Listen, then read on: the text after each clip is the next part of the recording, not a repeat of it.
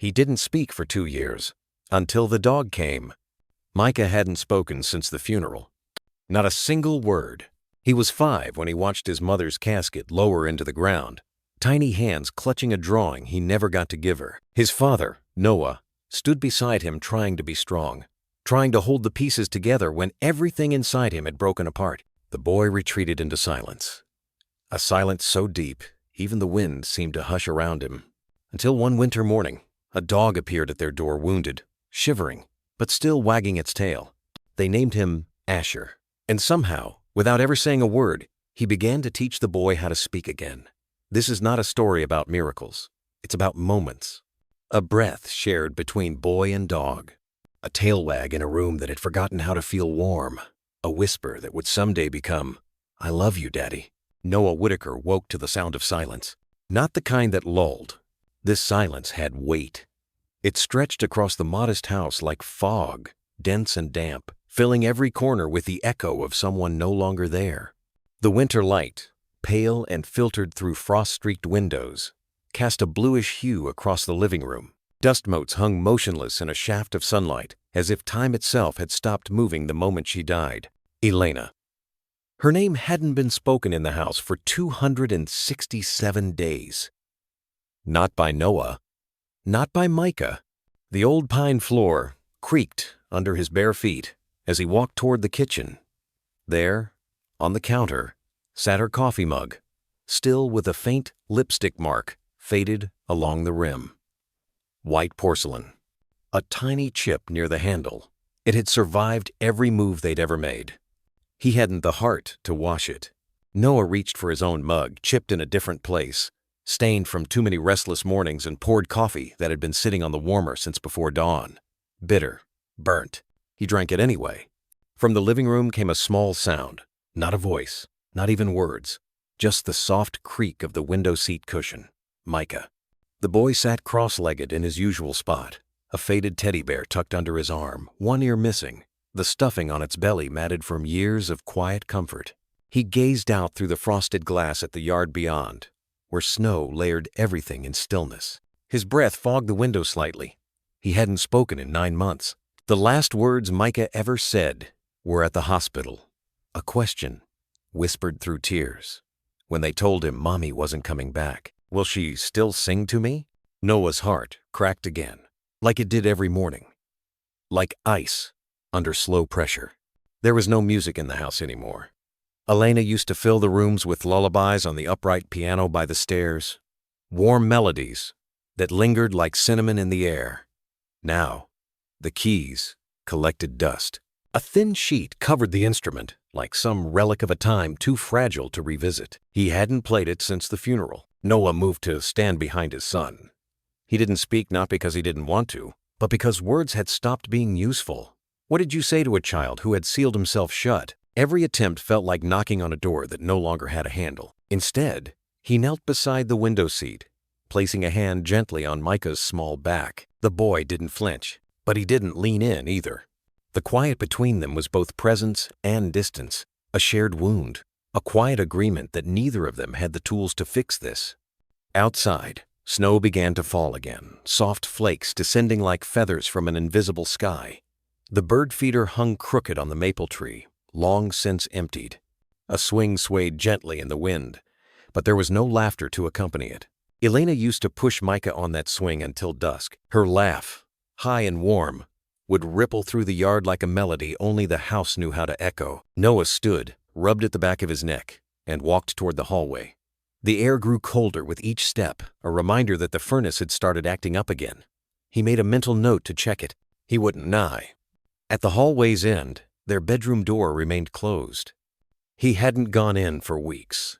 Instead, he drifted back toward the living room and picked up the thin journal resting on the mantel, the one Elena gave him on their last anniversary. "In case you ever want to tell your own stories," she'd said, with that half smile, eyes crinkled like she could already read what he hadn't yet written.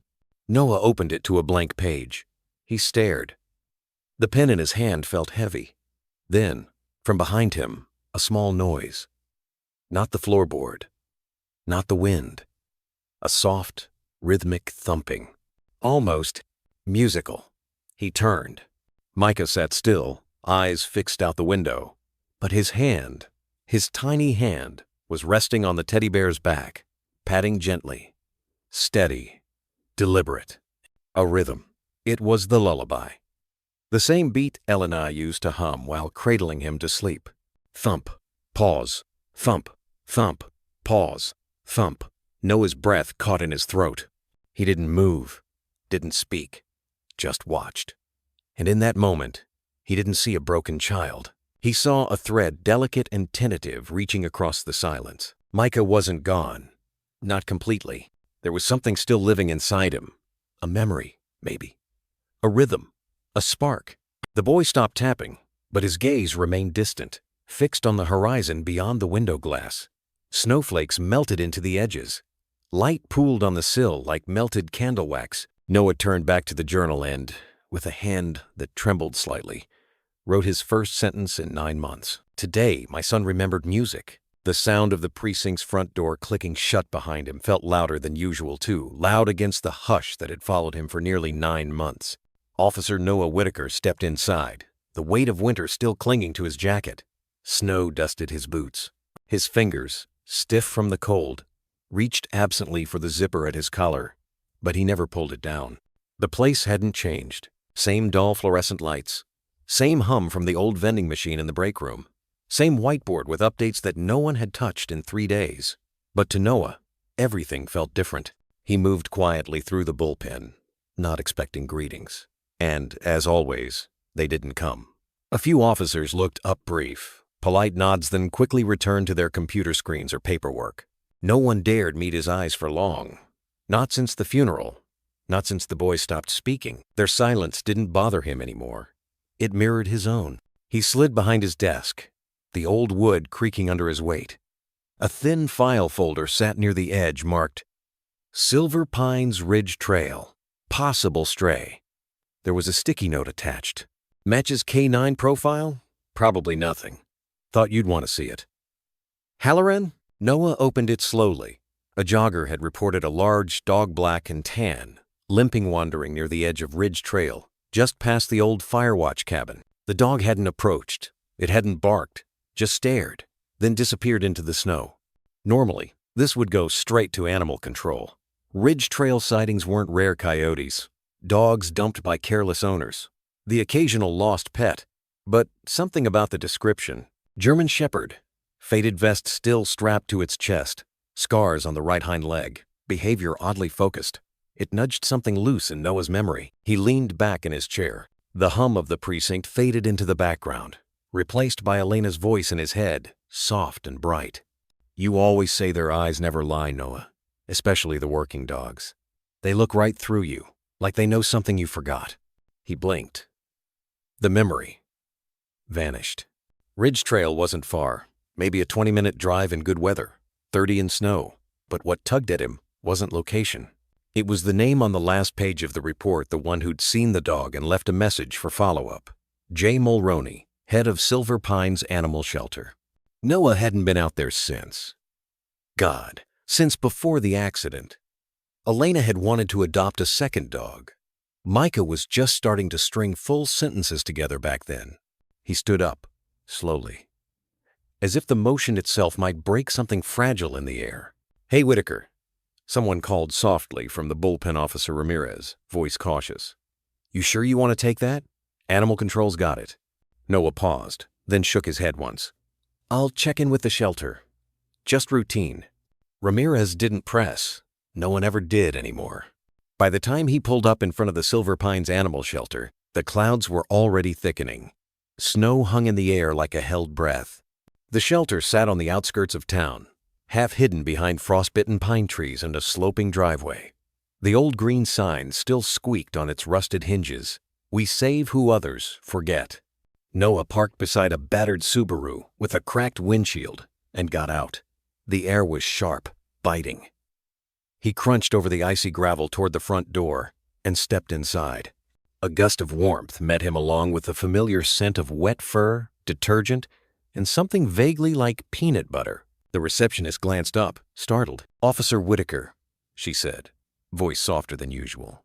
It's been a while. Just here to see Mulroney, he replied. She nodded and buzzed the inner door. A moment later, Jack Mulroney appeared, coat dusted in fur, hands wiping down with a towel. Late 50s, gruff but kind. Jack had been running the shelter for years. "Noah," he said with a small nod. "Wasn't sure you'd come." "You reported a dog." "Yeah, big one. Shepherd. Came in 3 nights ago. Found him curled up under the back porch of the trail ranger's shed. Quiet, alert, wouldn't eat much. Still wearing a half-torn canine vest." Noah's eyes narrowed. "Vest? Not a toy costume either. Military-grade harness. Old, worn down. But you can tell this one was trained. Doesn't flinch at sirens. Doesn't bark at other dogs. Watches doors like he's guarding a perimeter." He motioned for Noah to follow him down the corridor. "You think he's someone's retired canine?" Jack hesitated. "Maybe. Or maybe someone didn't want him anymore. The leg wound's old healed wrong. Might have been a bullet. But the scars on his muzzle, those looked newer." They reached the back kennels. Jack unlocked the last gate. Inside, curled on a blanket, was the dog. German Shepherd. Black saddle coat. Broad head. One ear bent slightly at the tip. And those eyes deep, dark, and watching. Unmoving. Unblinking. Like the dog had been waiting. Not for food. Not for rescue. For someone to recognize him. Noah didn't move closer right away. He just stared. The shepherd returned the gaze, quiet and still. Neither of them made a sound. Jack broke the silence. "He doesn't have a name tag. We're calling him Ghost." Noah looked over. "Because he doesn't make a sound?" "No," Jack said slowly. "Because he looks like he's carrying something he can't let go of." Noah's jaw tightened. He didn't know why, but a cold shiver ran down his spine. He looked at the dog again. And for the first time in months, something stirred beneath the frost that had hardened inside him. Something small, like recognition. The bell above the shelter door jingled with a hollowed chime that echoed longer than it should have. Noah Whitaker stepped in, the scent of antiseptic and wet fur brushing against the cold that still clung to his coat. Outside, the wind rattled the last of the autumn leaves against the chain-link fence. Inside, time felt slow, like grief had carved out a quiet pocket of the world and let it settle here. "You're early," said a voice, warm and cracked like an old song. Sarah Monroe emerged from behind a stack of worn file folders and a laptop that had seen better years.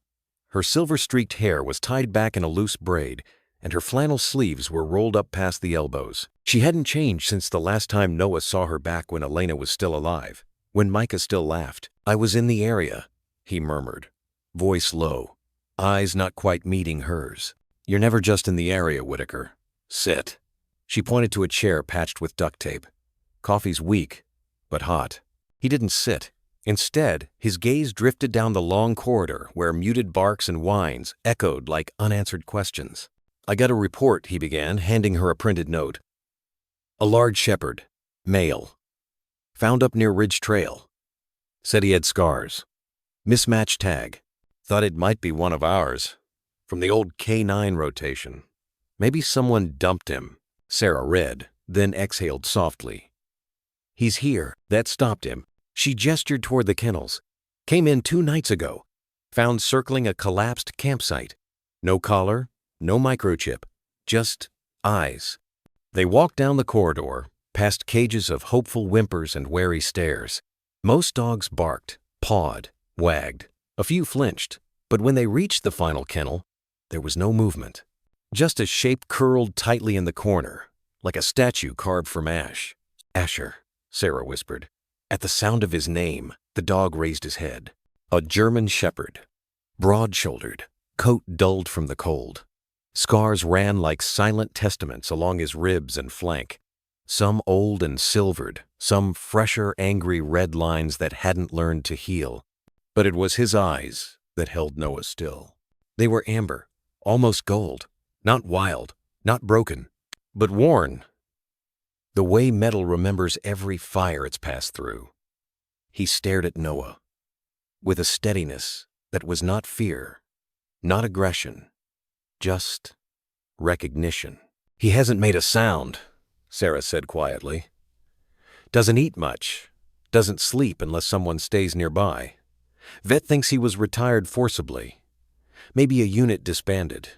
maybe something worse. Noah crouched, slow and careful, hands resting on his knees. He'd done this 100 times in uniform, approaching skittish dogs. But today, he wasn't a cop. He was a man hollowed by silence. Asher didn't move. "Hey, buddy," Noah murmured. A blink. "I'm Noah." A pause, then barely a shift of weight. The shepherd adjusted his paws. "Where'd they leave you, huh?" Noah said.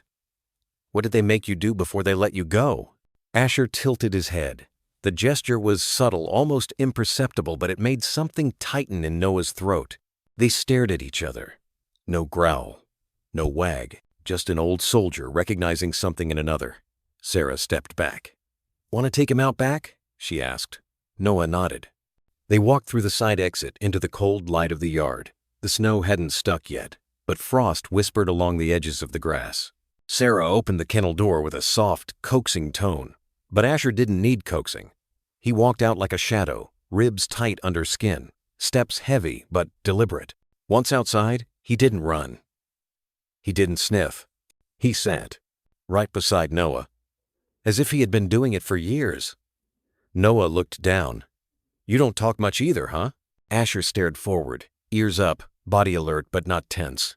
It was a readiness that didn't demand, a silence that matched Noah's own. Sarah stood at the porch, arms crossed against the wind. "It's the strangest thing. He doesn't react to anyone. But with you." She let the sentence hang. "I'll take him," Noah said. "Just like that?" He nodded. "Just like that." "Oh?" She came down the steps, handed him a leash and a manila folder. "I don't know what he's been through, Noah. There's no history. But he's listening. To you. That means something." Noah glanced at the leash. Didn't use it. Just tucked it into his pocket. Asher followed him to the truck without a word. Jumped into the back seat like he already knew the way. Sarah watched them go, her eyes wet but smiling. And in the rearview mirror, for the first time in months, Noah saw something unexpected. Micah's teddy bear own ear missing still lay on the seat. Asher sniffed it gently, then placed his paw beside it. No growl. No bark. Just presence. Something was beginning. Something quiet. Something old. Something that remembered what it meant to stay. The adoption forms were spread out on the metal desk like pieces of someone else's life, name, history, medical records, vaccination tags, unit code. Noah signed each page with the same hand he once used to pull civilians from a burning vehicle, the same hand Elena had held tight the night Micah was born. Now it trembled only slightly, the fatigue in his bones older than his years.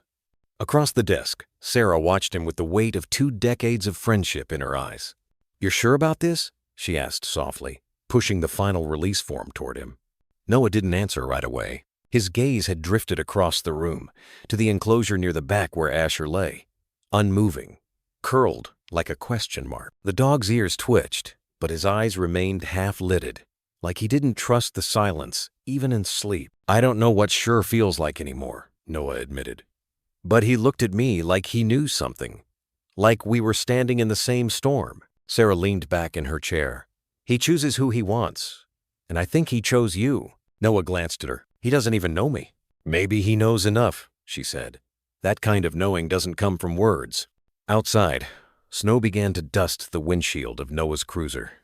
It was almost silent, the way it fell, like everything else in this season of absence. They stood together in the parking lot.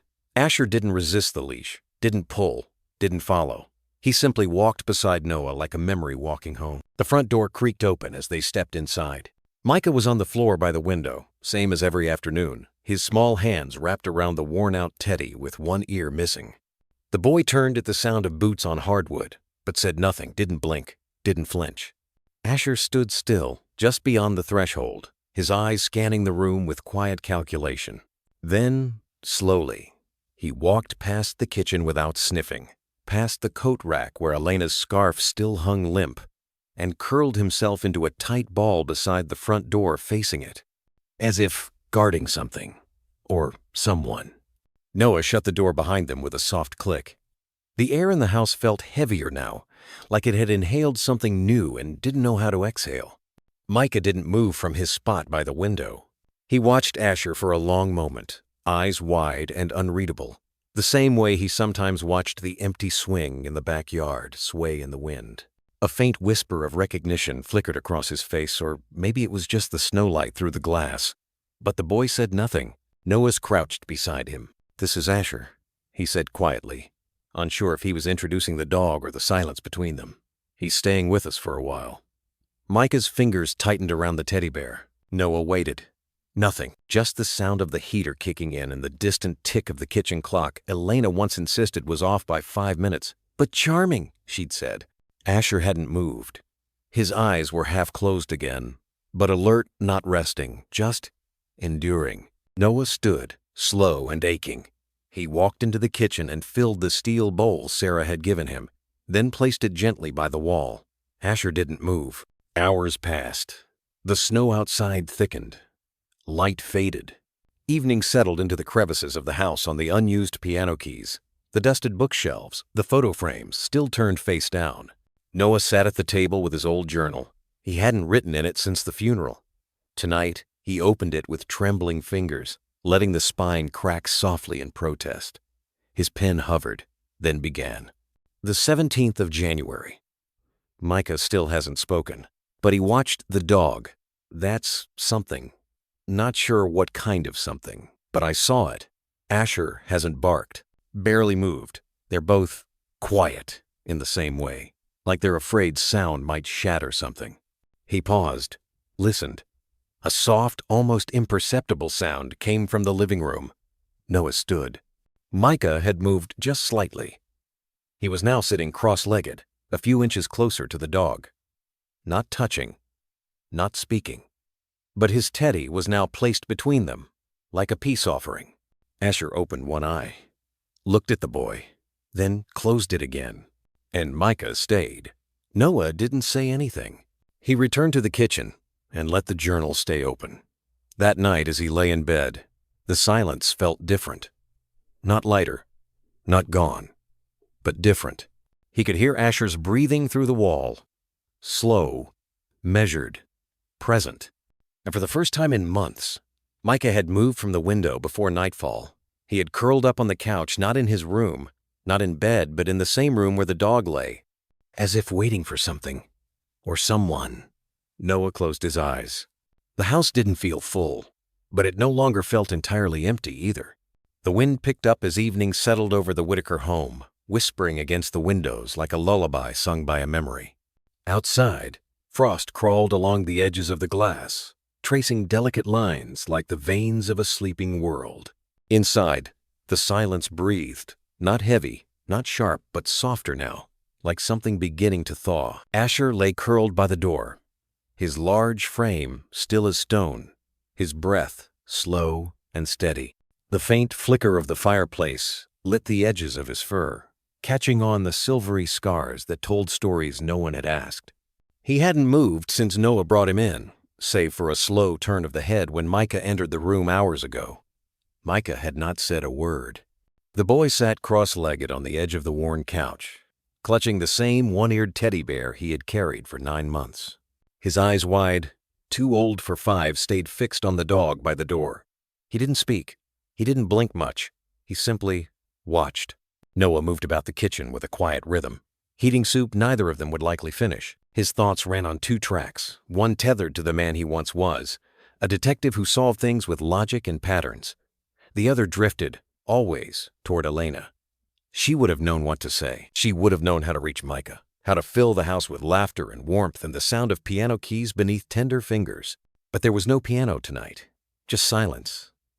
And a dog with the eyes of someone who had seen too much and said too little. After dinner went untouched, Noah didn't protest. He cleared the table, rinsed the bowls, and walked toward the living room where his son sat and where Asher remained, motionless. "I thought maybe we'd try something," he said softly, more to himself than to Micah.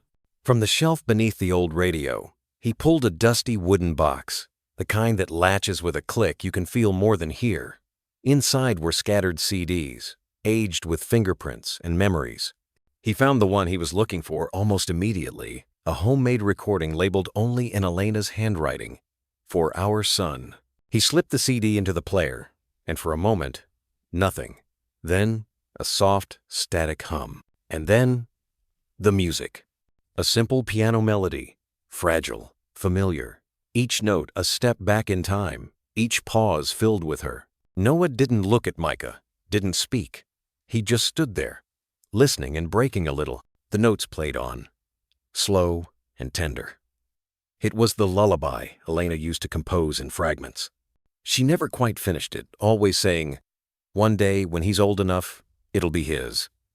She had played it every night while pregnant, every afternoon, while Micah slept as a baby. Now it drifted through the house like a ghost that meant no harm.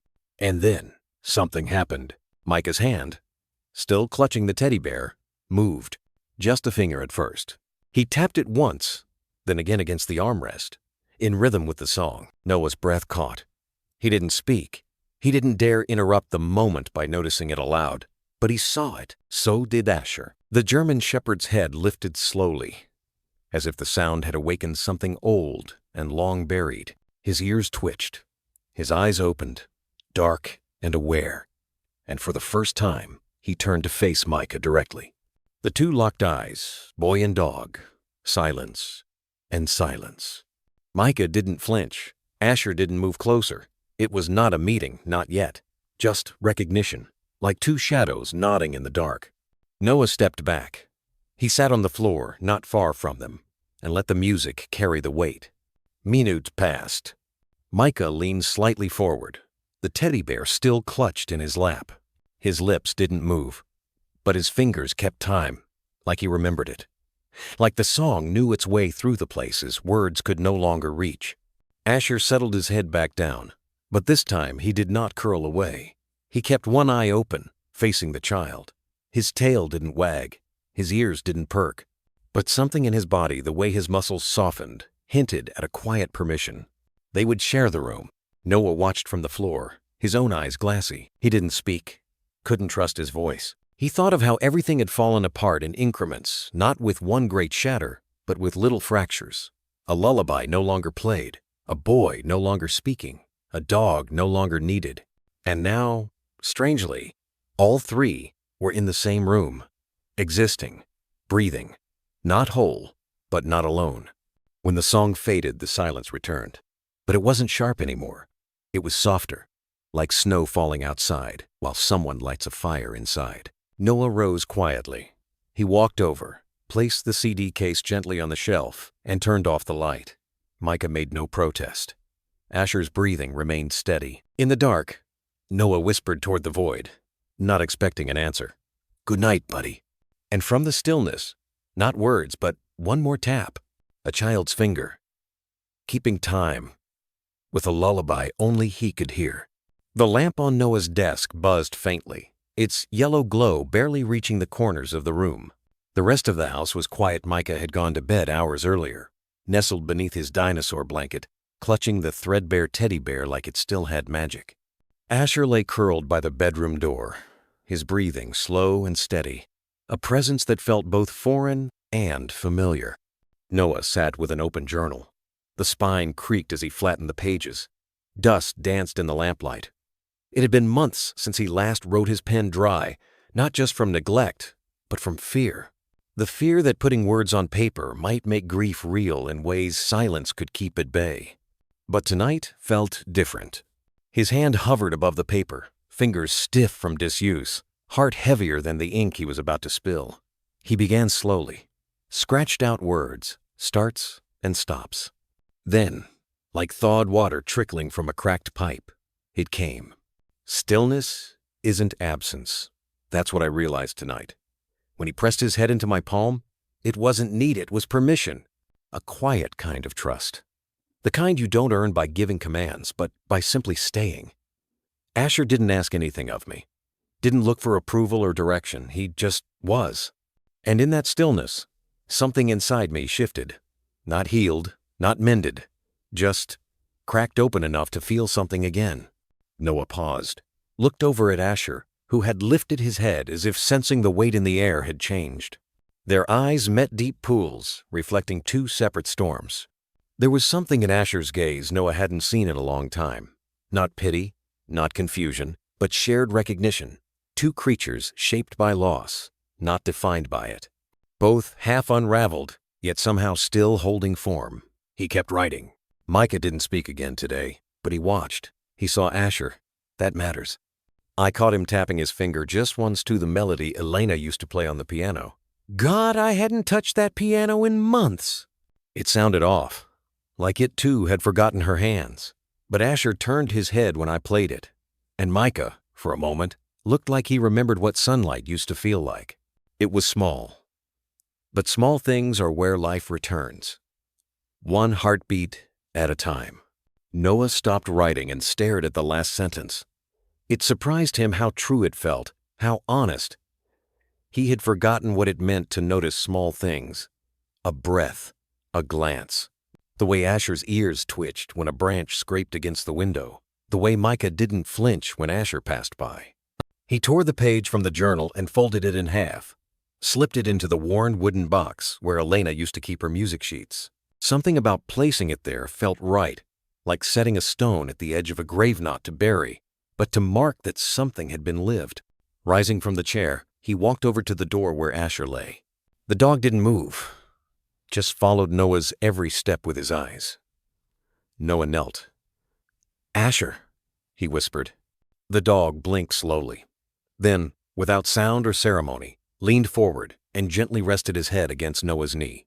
There was no wagging of the tail, no showy affection, just weight. Solid, deliberate, grounding. Noah exhaled. His fingers moved cautiously, brushing behind Asher's ears. The fur was coarse, uneven in places. A jagged scar disappeared into the dog's neck, evidence of a life lived on the brink. One likely filled with commands, shouted over gunfire, and trust, doled out in fractions. But here, under the flicker of a desk lamp, there was no mission, no handler, no order to obey. Just a man who had lost too much, and a dog who somehow understood. Noah whispered again, this time not to be heard, but to be emptied. I don't know how to fix any of this. I don't even know how to try. But you can stay, if you want. Asher didn't respond. He didn't need to. Stillness, Noah was learning, wasn't absence. It was a kind of presence that asked nothing, but gave everything. The snow had started just after dawn, soft and unhurried, like the world was trying not to wake anyone. It came down in hushes, layering the bare trees, the roof shingles, and the rusted mailbox that still bore Elena's careful cursive. The Whitakers. Noah stood in the kitchen, a mug of untouched coffee cooling in his hand. He didn't watch the snow. He watched the boy and the dog, two silent silhouettes by the living room window. Micah sat cross-legged, his flannel pajamas bunched at the ankles, one small hand cradling the teddy bear missing an ear, the other rested lightly on the windowsill. His breath fogged the glass, in short, even bursts. Beside him, Asher lay stretched out, alert but unmoving, ears relaxed, eyes steady. Every now and then his head would turn slightly toward Micah, then back to the falling snow, like he understood that being near was enough. They'd been like that for half an hour. The house didn't creak as much this morning. Maybe it was the insulation of snow. Maybe it was something else. Noah sipped the bitter, lukewarm coffee and let it sit on his tongue. He was afraid to move, like noise might break whatever fragile thing was beginning to form in that quiet space by the window. Micah hadn't spoken. Not since Elena. Not since the coughing turned into sirens, and the sirens into funeral silence. 9 months, nearly to the day. Therapists had tried. So had family. So had Noah, in those first hollowed weeks when he still believed in the sharpness of his own voice. But grief didn't bargain, and a child's silence was different. It settled deeper, built walls from inside. But this morning, Micah had walked over to the window without prompting, without the teddy first, without checking to see if Noah was watching. And Asher had followed, not commanded, not coaxed. Just risen from the foot of the staircase where he usually slept, padded over and curled beside the boy without so much as a sigh. It was Micah who leaned first, barely, a tilt of the shoulder toward the warmth of the dog's body. And Noah had stopped breathing for a second. Asher didn't react, didn't startle. He simply shifted his weight, just enough that his side brushed Micah's thigh. That was all. No wag of the tail, no noise. Just presence, just permission. Outside, the snowfall thickened wide flakes now, slow and aimless, like feathers let go mid-dream. Noah set the mug down on the counter with both hands. steadying himself. He couldn't name what he felt. Hope was too loud of a word. This was something quieter, like the first crack of lake ice in spring, imperceptible but real. He walked into the hallway, not wanting to break the spell but needing to be closer. Each step was soft, his socks barely brushing the floorboards. He paused just short of the living room and leaned against the doorway. The morning light painted the space in silver and pearl cold colors, but softened by the figures at the window. The boy's messy hair caught a slant of light, and for a moment, Noah saw Elena's curls in it. He blinked hard. He remembered what Sarah had said when he signed the adoption papers. He chooses who he wants, and I think he chose you. At the time, Noah had thought she was talking about him, but maybe she wasn't. Maybe Asher had come for someone else. Maybe he had come for Micah. The boy's hand moved slow, tentative. It hovered for a second before landing lightly on the fur just behind Asher's ear. No pressure, just a resting place. Asher's ear flicked once, but he didn't move. Didn't flinch. Noah's throat tightened. He didn't know if he could take a picture without ruining it. So he didn't. He just stood there, breathing as quietly as he could, watching something mend itself one cell at a time. Micah's head tilted slightly, following the fall of a snowflake down the glass. He didn't smile, but his body didn't hunch like it used to. His shoulders weren't drawn in like armor. He looked present. Noah pressed his palm flat against the doorway. It grounded him. He thought of the journal upstairs, the one he hadn't written in since that night Asher came home. Maybe tonight, there'd be another page, another entry. Stillness isn't absence, he'd written. And this moment proved it. The house was still, but it wasn't empty. It breathed. It watched. It waited. Micah leaned his cheek against Asher's back. Asher didn't move. From the kitchen, the refrigerator hummed the only sound in the house besides the snow brushing the glass. Noah wiped his eye with the edge of his sleeve and stepped back without a sound. He wouldn't ruin it. Not this. He would let them stay there as long as they needed the boy and the dog, side by side, watching the world fall soft and white and new again. Outside, the wind shifted gently. Inside, something small and important had begun. And even if no words were spoken, Noah knew. The silence was no longer alone. The wind whispered across the eaves, brushing flakes of snow against the windows like ghost notes on an old piano. Inside the cabin, the light was warm but hushed, as if it too had learned not to speak too loudly since Elena's voice had gone silent. Noah stood by the console, hands hovering over the worn buttons of the old cassette deck. It had taken him 15 minutes just to find the right tape, the one marked in Elena's looping cursive. For Micah, Rainy Nights and Raccoon Lullabies. He hadn't played it since the hospital. Not once since she left. He glanced back toward the living room. Micah sat cross-legged on the rug, a quilt draped over his shoulders like a forgotten monarch. The boy clutched his stuffed bear tightly to his chest, nose buried in its tattered ear. Asher lay curled at the other end of the room, half in shadow, his frame still, his eyes open. Noah pressed play. The soft crackle of tape gave way to the sound of a familiar hum, like honey poured over silence. Elena's voice entered like dawn, gentle, lilting, almost shy. "Good night, little fox. The woods are asleep. The moon's keeping watch, and the stars softly weep." Micah stilled. Even the bear seemed to freeze in his grasp. Noah didn't move from the console. He barely breathed. The lullaby continued, each line a stitch in some old, fraying tapestry of comfort. There had been a time when this song lived in their walls, part of the nighttime ritual: warm milk, soft blanket, a kiss to the forehead, and Elena humming while Micah drifted toward sleep. But now the sound seemed to reach across more than time. It reached across grief. Micah's hand moved. Not fast, not startled, just rhythm. He tapped one paw of the teddy bear with a finger, in time with the beat, softly, as if checking to see if the song was real. On the floor, Asher raised his head. The movement was almost imperceptible. A slight lift, ears turning forward, the rest of him perfectly still. His eyes didn't blink. They locked onto Micah like they understood something no one else could. "Sleep now, sweet raccoon.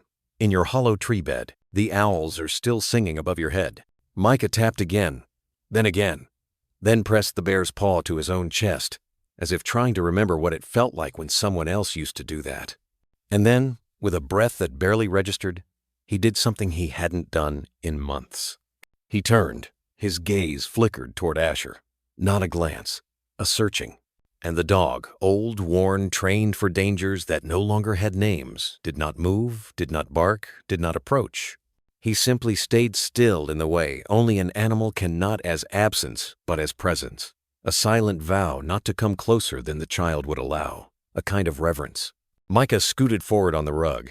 His knees made soft creaks on the wood beneath the fabric. 2 feet closer, then 3. Asher blinked once. The song played on. Noah felt something tighten in his chest. His hands gripped the edge of the console as if the whole moment might shatter if he breathed too hard. He dared not speak, dared not blink.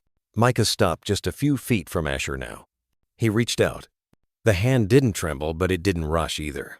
It was the kind of reaching that children do when they don't know what the end of the gesture will bring, when they're used to loss answering back instead of touch. His fingers found fur. The roughness surprised him. Asher's coat was wiry in places, soft in others like a dog stitched together from battle and silence. But the warmth underneath was real, steady. Asher didn't move. But something in his posture, the tension between the shoulders, the rise of his chest, shifted just enough that it could be felt. Noticed. He let the child touch him. Not tolerated, allowed. Micah sat beside him. He didn't say a word. Didn't need to. The bear lay forgotten on the floor now, its job done for the night. And Noah. He sank slowly to the couch, the music still playing behind him. A part of him broke open and spilled into the quiet. Not loud, not weeping, but something older than either. He let it be. This wasn't healing. Not yet. But it was movement. And in that stillness, there was something sacred. A boy who hadn't spoken in nearly 8 months had reached out not with words, but with trust, with fingertips, with breath shared beside a war-scarred dog who had learned to stop expecting anything from the world except duty and solitude. Now, there was a boy at his side, a lullaby in the air, and a thread thin, fragile, golden, tying them all to the same quiet. The wind sighed against the windows that night, soft but restless, the kind of sound that made an old house seem older. Snow pressed in quiet against the panes, muffling the outside world into a hush. Inside, the air held a strange weight, a stillness that was not peace. Noah stood in the hallway, fingers brushing the light switch but not flipping it. His eyes flicked toward the living room, dark, silent, then to the stereo that hadn't played since yesterday. He hesitated. The lullaby was habit now. Elena's voice, soft, almost faded from time, had become part of their evening rhythm. A thread that stitched 3 frayed hearts into some semblance of stillness. But tonight, Noah let it go. He'd told himself it was exhaustion. But deep down, he knew. Some part of him was testing the silence, afraid it might mean nothing had ever changed. Upstairs, Micah lay curled on top of the blankets. The room was dim, lit only by the faint glow of his moon-shaped nightlight. His teddy bear frayed at the seams, and Loved, bald in patches, sat upright by his side. The boy's eyes were wide open. They stayed that way for an hour. Downstairs, Noah rubbed his temples at the kitchen table, unable to read the open journal in front of him. His hand hovered above the page. Pen tip paused in thought, but the words wouldn't come. A sound broke the stillness. Not loud, not sharp. Just the creak of old wood, as Paws stepped down the hallway. Asher. Noah turned his head, watching the dog's silhouette move, low and quiet, toward the stairs. The German shepherd paused, lifted his head to sniff the air, then continued upward. There was something purposeful in the way Asher walked, as if he knew. Asher's nails clicked once against the landing, then softened on the rug leading to Micah's room. The door stood open a sliver, just as Noah had left it just wide enough for a shadow to pass. Inside, the boy hadn't moved. Asher didn't bark. He didn't whine. He simply approached the bed, slowly, and sat beside it, his back straight, his eyes soft. His ears twitched at a sound the boy hadn't made yet. Micah blinked. His breath had quickened. He shifted slightly under the blanket. Then Asher did something he hadn't done before. He rested his muzzle on the mattress, just inches from the child's hand, and waited. Minutes passed. Long, quiet minutes. The kind that could either crack a moment open or close it forever. Micah turned. His fingers so small, still learning how to trust, moved toward the warm breath by his cheek. His hand trembled, hovered, and settled lightly on the top of Asher's head. The dog didn't move, didn't flinch, only closed his eyes. Then it came. So faint, it could have been breath, could have been wind. But Noah, standing just outside the room in the shadows, heard it. Shah. Not a name, not a sentence, but a shape, a sound, a syllable born from memory, from safety, from a child trying to speak after months of silence. Asher tilted his head, as if hearing something only he could understand. His eyes met Micah's. The boy blinked, and for the first time, his body didn't coil away. He leaned into the fur. In the hallway, Noah's hand rose to his mouth. His shoulders shook. Tears didn't fall loudly. They weren't the kind that came from grief. Not entirely. They were the kind that came when a door long bolted shut, moved, just a fraction, on rusted hinges. His journal remained open on the table downstairs, blank. But tonight, the words were not for paper. Tonight, they were etched in the shape of a whisper, in a child's first breath of sound, and in the quiet companionship of a dog who never asked for anything, only waited. Noah didn't sleep that night. He sat at the top of the stairs for hours, listening to the breathing, to the warmth that returned to the house through small, almost invisible miracles. Asher stayed at Micah's side until morning, and from that day on, the lullaby was never forgotten again. The world was still when it happened. Noah had always believed that silence meant peace, that if the house wasn't echoing with cries or crashing with loss, maybe healing was tiptoeing in. But he would come to learn that sometimes silence wasn't peace at all. It was just the pause before something breaks. It was barely dawn when Asher stirred. The old German shepherd, usually so motionless he blended into the shadows, rose suddenly from the mat beside Micah's door. His ears pricked sharply. A low whine rattled in his throat, followed by a bark short, clipped, urgent. It jolted Noah upright in bed. His heart punched through the haze of half-sleep. Asher never barked, not unless something was wrong. By the time Noah reached the hallway, Asher was pawing at the front door, whining louder now.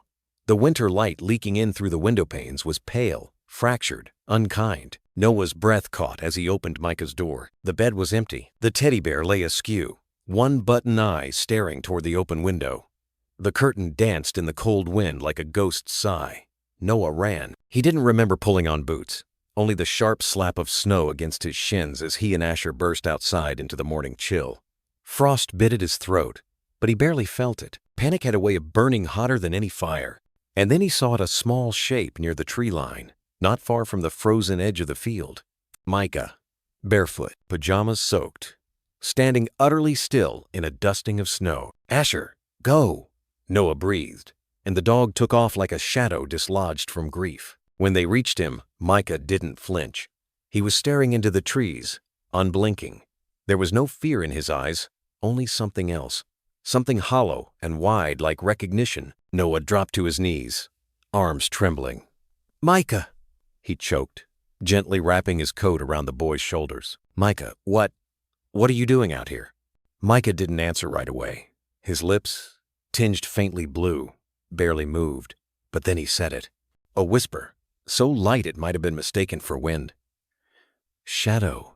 And then, softer still, Daddy. Noah froze. Time, for just a second, unraveled.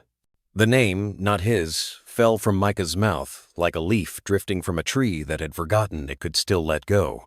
Noah's hands trembled as he pulled Micah closer, pressing the boy's frozen fingers to his chest, as if trying to restart both their hearts at once. Asher stood beside them, motionless now, head bowed like he understood the weight of the word just spoken. Shadow. It wasn't a name Noah had taught the boy. It was a name from the before, from a time when lullabies weren't recordings and fathers weren't photos. Shadow had been the dog Micah was raised with. Elena once said the two were inseparable, often falling asleep on the same blanket. The boy's tiny hands knotted in thick black fur. But Shadow had died the night Micah stopped speaking. Noah's throat closed. "Did you see him?" he asked softly, brushing snow from Micah's hair. "Is that who you were looking for?" Micah didn't answer, but he leaned into Noah's chest, just slightly, as if gravity had finally remembered him. Noah exhaled shakily. Then he did something he hadn't done in years, he cried, in front of someone who needed him to be strong. His tears fell silently, melting into Micah's hair. The boy didn't pull away. Behind them, the snow kept falling, quiet, steady, a sky full of ash that had forgotten its fire. When they returned inside, Noah carried Micah in his arms a little heavier than the last time he'd done so, but still weightless in the way only your child ever is. Asher followed behind, one paw print after another, the silent guardian of a name spoken into snow. Noah sat with Micah on the couch, wrapping him in blankets, then placed the boy's frozen feet into warm water. No words passed between them, but a new kind of quiet had arrived. Not absence, not the silence that crushes, but the kind that cradles. Micah's fingers found the edge of the teddy bear once again. He didn't speak again that morning, but when Asher laid down beside him, Micah reached out, curled his hand into the dog's fur, and didn't let go. Noah watched them, his son, the bear, the dog, all held together by a thread of something more fragile than language, but far stronger than time. Shadow. That name would linger in Noah's mind long after the snow stopped falling. It meant Micah remembered. It meant something had returned. Not everything. Not yet. But enough. And for the first time in too long, Noah allowed himself to hope that memory, like spring beneath frost, was only waiting for the right thaw. The snow hadn't yet melted from the dawn when word began to pass from porch to porch, whispered through scarf-wrapped mouths and gloved hands holding mugs. Darlene McCrae, the kind of neighbor who knew when a squirrel so much as blinked oddly on her fence post, had seen it all. The child, barefoot in the frost, whispering something too soft for the wind to steal. And the dog so still, until he wasn't barking just once, sharp as a bell toll. Then the man, wild-eyed, coat half-buttoned, scooping the boy into his arms like someone afraid to admit what could have happened. By mid-morning, it wasn't just Darlene who knew. Silver Pines was small, the kind of town where people didn't say much but noticed everything. Where silence didn't mean disinterest, it meant waiting, watching, gauging when it was time to step in, and when a man still needed space to grieve. For months, Noah Whitaker had been an empty silhouette moving through grocery aisles and post office lines, a ghost with unshaven cheeks and the haunted look of someone who knew too well what death stole. When he first brought the boy Hamino announcements, no formalities people kept their distance. Trauma, they assumed. Pity and uncertainty, a cocktail strong enough to keep well-wishers quiet. But this changed something. The sight of that little boy in the snow, whispering "Daddy" into the trees, flanked by a dog who never took his eyes off him, awakened a dormant ache in the hearts of those who watched from behind frosted windows. It made them remember what it meant to lose, and maybe what it meant to begin again. By noon, someone left a casserole at the edge of the porch knot. A knock, just the thunk of a glass dish settling into wood. The note was simple. Still warm. M. Noah stared at it for a long time before picking it up. He didn't expect anything more. But the next day brought chicken soup, left in an old thermos beside the woodpile. The day after that, a bundle of kindling with a red ribbon and a note in a child's handwriting. For the boy and the dog. Noah didn't know what to do with kindness anymore. It felt too bright, too undeserved. He stood on the porch, with his coffee going cold, watching as snow melted in streaks along the railing, steam rising from where sunlight kissed wood. Asher sat beside him, tail thumping faintly when Micah came to the glass door, watching them both. The boy didn't open the door, but he didn't turn away either. Noah caught his own reflection, in the window older, thinner, worn in the edges sand behind him, the ghost of what could have been. Elena in her flannel, laughing with a mug in hand. A boy in her arms. A future they never got to finish. But the boy inside wasn't a ghost. He was here, real, breathing. And the dog, silent as ever, wasn't just a pet. He was a tether, something steady in the aftermath. That night, Noah couldn't sleep. He sat at the kitchen table long after Micah had curled under his blanket, teddy bear gripped tight. Asher lay at the threshold between rooms, his ears twitching every so often, as if translating the silence around them. Noah ran his hands over his face and let out a breath that trembled more than he liked. It wasn't the town's kindness that rattled him. It was what it meant. That people still believed. That they hadn't written him off. He hadn't cried in weeks, but that night, as he read the third anonymous note, "Thinking of you three. Stay warm. T." His throat tightened. Not from grief. From something older. Something quieter. Hope. It had always been the most dangerous emotion. Grief, at least, was certain. But hope? Hope was fragile. And once it cracked, it cut you on the way down. He stood and peeked into Micah's room. The boy slept with one arm flung over his bear, the other curled near his cheek. His small chest rose and fell in the rhythm of safety. And there, on the floor beside the bed, Asher kept his silent watch. Noah walked past without waking them, stepped onto the porch, and breathed in the cold. The stars above Silver Pines had never looked so sharp, each one like a pinhole in the dark. Across the street, Darlene's window light was still on. He gave a small nod into the night, a gesture of gratitude she might never see, but one he owed just the same. The town was beginning to see them, not as broken remnants, but as something more, something worth watching, worth feeding, worth waiting for. And in the hush of that evening, with snow beginning to fall again, Noah realized he was no longer angry that people had noticed. He was, in some strange and aching way, grateful. The house was quiet, not the tense kind of quiet Noah had come to dread, but a stillness that wrapped itself around the walls like a heavy quilt, one stitched together from fatigue, flickers of hope, and a weightless ache that never really left. The old lamp on the writing desk buzzed faintly, its amber glow bathing the journal page in soft gold. Noah sat there, shoulders hunched, fingertips stained faintly with graphite. He stared at the blank page for a long time. Outside, snow whispered against the window panes. Somewhere behind him, the slow rhythm of Asher's breathing grounded the room, like a steady heartbeat. He wrote the date at the top of the page with the same hesitant care as someone lighting a candle in the dark. Journal entry number 5. He said a word. He stared at the sentence. The ink didn't run, but something in him did. He set the pen down. His hands trembled in his lap. Then he picked the pen up again. Not a noise, not a grunt, not just a sound caught between sleep and waking. A word. His first in, I don't know how many months. Hurts. Noah stopped again.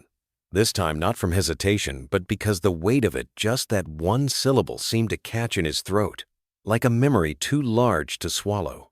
Micah had whispered it this morning, whispered it while gripping the hem of Noah's sleeve, eyes wide but not afraid, not blank, not distant. There had been clarity in those eyes. Not like before when they were oceans he couldn't reach across, but something else now, something he recognized, though he wished he didn't. Pain. A knowing. And in the smallest cracked voice, that one word had slipped out. Hurts. Noah pressed the pen harder. I should have held it like a miracle. I should have scooped it gently, kissed his forehead, told him it was okay, that I was here, but I froze. Because God helped me, I didn't know which kind of hurt he meant. Was it his body, his chest, his silence? Or was it the kind that lingers where no medicine can reach the hurt of losing a mother you didn't get to say goodbye to? He stopped writing. This time, the ink did blur. Tears fell with a sound softer than rain. They splashed onto the corner of the page, and for the first time in months, Noah didn't brush them away. He let them come. They soaked his hands, pooled in the crease of the journal, and when he finally leaned back, his breath hitched, raw and uneven but alive, not numb, not buried beneath routine and survival and all the things he thought he had to be strong for. He sobbed. Out loud. The kind of sobbing that bends your shoulders and shatters the silence. The kind that echoes into rooms you thought you'd sealed off for good.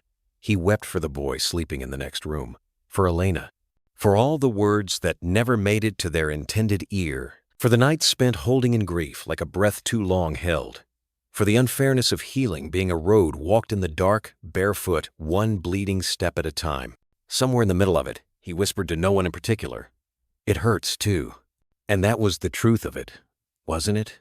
That maybe Micah's word wasn't just his. It belonged to them both, To every morning they couldn't look each other in the eye. To every night Noah stood outside the boy's door, afraid to enter, but more afraid not to. To the lullabies played through tinny speakers because he couldn't bring himself to sing them. He reached again for the pen, hand steadier now. I think he said it for both of us. Maybe Asher knew. Maybe that's why he wouldn't leave Micah's side this morning, the way he laid his head in the boy's lap like a weighted stone. Maybe this is how healing starts. Not with joy, but with a shared ache. A word like hurts raw, trembling, unfiltered, cracking the shell we've both lived inside for too long. He paused, listened. The house, again, was quiet. Sometimes I feared he'd never speak again, that maybe silence had become his way of surviving. But today I realized, stillness isn't absence. Stillness can hold everything: fear, longing, memory. And sometimes, if you wait long enough, it also holds the first sound of return. Noah leaned back and closed the journal, ran a hand across its worn cover like one might stroke the back of a sleeping child. He stood, glanced toward the hallway. He didn't go into Micah's room, but he didn't walk away either.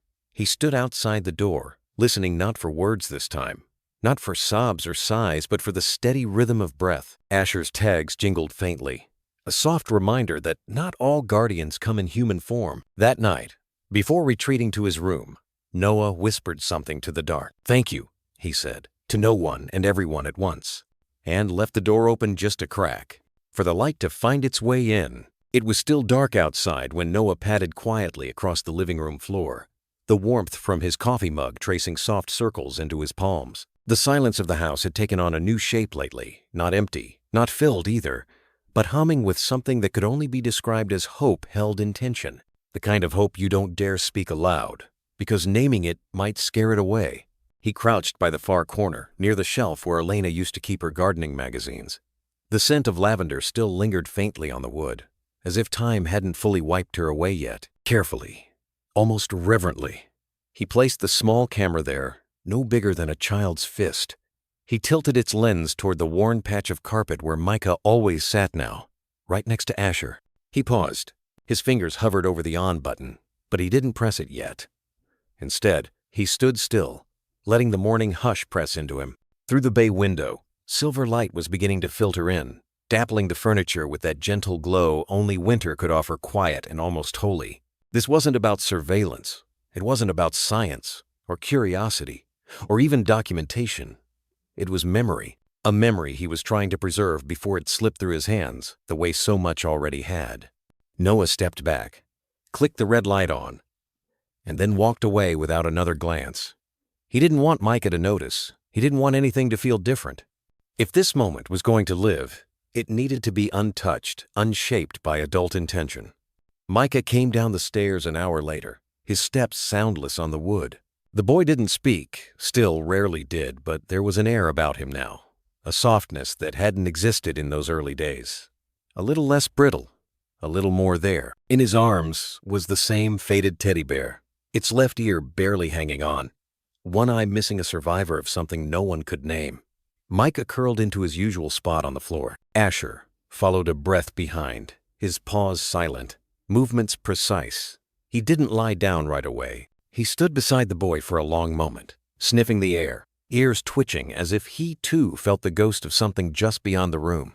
Then, without command, without hesitation, he lowered himself beside Micah, the same way he had every morning for the past week. They didn't touch. They didn't need to. Presence had become its own language. From the kitchen, Noah watched. He watched as Micah reached out absently, brushing his hand against Asher's fur, not fully petting, just confirming that the dog was still there, that he hadn't imagined it, that things could stay sometimes. Asher didn't move, didn't even blink, just let the boy's small fingers rest on his back like a leaf against the surface of a river. That still, that delicate. The red light blinked in the corner, unnoticed. Noah leaned back against the kitchen counter, the mug in his hands long since cooled. He wasn't sure what he wanted the camera to capture. A word, maybe. A touch. But mostly he wanted to record the silence, the new kind. The kind that didn't ache quite as sharply. The kind that felt like breathing after crying. Later that evening, after Micah had gone to bed and Asher had taken his usual spot by the door guarding, but not possessive. Noah sat down and rewound the footage. It wasn't dramatic. There was no music, no grand breakthrough, just stillness. And yet, something in it broke him. He watched as Micah leaned inch by inch into Asher's space, as if drawn by gravity or memory. He watched the way Asher led him, never demanding, never asking for affection in return, just being there. A silent sentinel. Then there was that moment, only a second, maybe less, where Micah whispered something. Noah leaned in, hit rewind, played it again. It wasn't loud enough to be sure, but it sounded like, "Stay." Noah's hand trembled slightly on the laptop. He didn't cry, not this time. There weren't any tears left tonight, just a long, slow breath that felt like it had waited months to be released. He closed the laptop gently, walked to the living room, turned off the camera. As he passed the bay window, he paused and looked out at the snow-covered lawn. A single set of footprints Micah still marked the path from earlier that morning. They hadn't melted. The frost had preserved them like a photograph. And in the quiet, Noah found himself whispering to the dark, "Stay." Not to the moment, not to the footprints, but to the boy, and to the dog, and maybe even to himself. The morning was quiet, save for the soft tick of the old wooden clock and the occasional creak of settling beams. A pale wash of winter light filtered through the frost-laced windows, lending the living room a hush that felt almost sacred. Noah sat at the kitchen table, his hands wrapped around a chipped mug that no longer held warmth, eyes distant. He hadn't slept. Not really. The camera in the corner of the living room, the one he'd set up 2 days ago, was still rolling, its little red light blinking like a patient heartbeat. He hadn't reviewed the footage yet. He didn't want to hover, to dissect every interaction between his son and the dog. He wanted things to happen without pressure, like breath finding its own rhythm again after being held too long. Micah was on the rug, as he often was in the mornings, his knees folded under him. He sat with his teddy bear in his lap, tracing his small fingers along the stitched seams. Asher lay nearby, his massive body curled like a sentry at ease. His ears twitched occasionally, attuned to every shift, every sigh. He didn't watch Micah as much as he listened to him with that strange, intuitive stillness that only dogs seem to master. The boy had begun whispering lately, not full sentences, not even words sometimes, just soft syllables, a feather-light sound. Noah would sometimes hear them from the hallway when he passed shades of a voice that had once been vibrant before the world cracked open. This morning was different. The moment arrived without warning. Noah had just stood to refill his mug when he heard it gentle, nearly swallowed by the quiet, but unmistakable, "Buddy." He froze. The mug hung in midair. Then again, clearer this time, carried on the hush between breaths. "Buddy." It was Micah, whispering to Asher. Noah's heart stuttered. He turned slowly toward the living room, afraid that moving too quickly would shatter it. But he didn't go in. He stayed just beyond the frame of the door. Micah had leaned forward. His small hand was resting comfortably on the thick fur of Asher's side. The dog hadn't moved, only blinked once, then responded the only way he knew how. He licked the boy's hand, slow and deliberate, then rested his muzzle on the rug beside him. And that's when it came. Micah laughed. Not loud, not forced, not the kind of laughter one gives when prompted. It was real.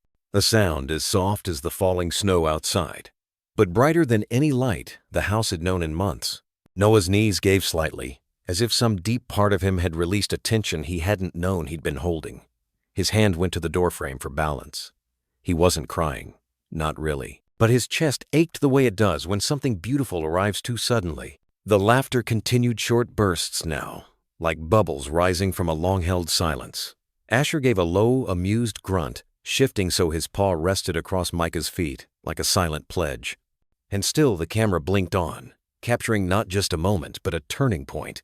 Later that evening, when the sky had settled into blue-gray silence, and Micah had fallen asleep, clutching both his bear and a patch of Asher's fur, Noah sat alone in the living room. The camera was still running. He considered turning it off. Instead, he sat in front of it, not to speak, not to perform, just to be. He stared into the lens like one might look into a lake, searching not for answers but for reflection. "I didn't think I'd ever hear that sound again," he whispered, voice hoarse. Then he closed his eyes, just for a moment, and for the first time, in what felt like forever, he let himself believe. It was nearly midnight when Noah sat down at the old desk in the corner of the living room, laptop open, cursor blinking over a blank post. The house was quiet, not the hollow quiet of grief, but the kind that hums gently when everyone is asleep and safe. Micah had drifted off earlier than usual, still murmuring the word buddy under his breath as he wrapped his arms around Asher. The dog hadn't moved, just shifted closer, his breath slow and even, a silent promise that he'd be there come morning. Noah stared at the screen. 15 seconds. That's all it was. A moment captured from the camera's long hours of watchful patience. The clip began with Micah's whisper, "Buddy," soft, tentative. Then the lick. And then the laugh. That gentle, golden laugh that still echoed somewhere in Noah's chest. He hadn't planned to share it, but something inside him, some quiet tug of impulse, not egg-nudged him to upload it. Not to a big platform, not to go viral, just a local parenting forum, buried under threads about schools and snow tires and lost mittens. He added a short caption. "After 14 months of silence, my son laughed today. Because of a dog we almost didn't keep." Micah and Asher, 15 seconds of hope. He clicked post and immediately closed the laptop. It was supposed to be anonymous. A blink and you miss it thing. Just one father trying to let out a breath he'd been holding too long. But the world doesn't always let things stay small. By morning, his phone was buzzing, nonstop. Notifications stacked on top of each other like falling dominoes. The post had been reshared first within the forum, then to local Facebook groups, then into hands of strangers who didn't know Micah or Noah or Asher but suddenly cared. The title changed as it traveled.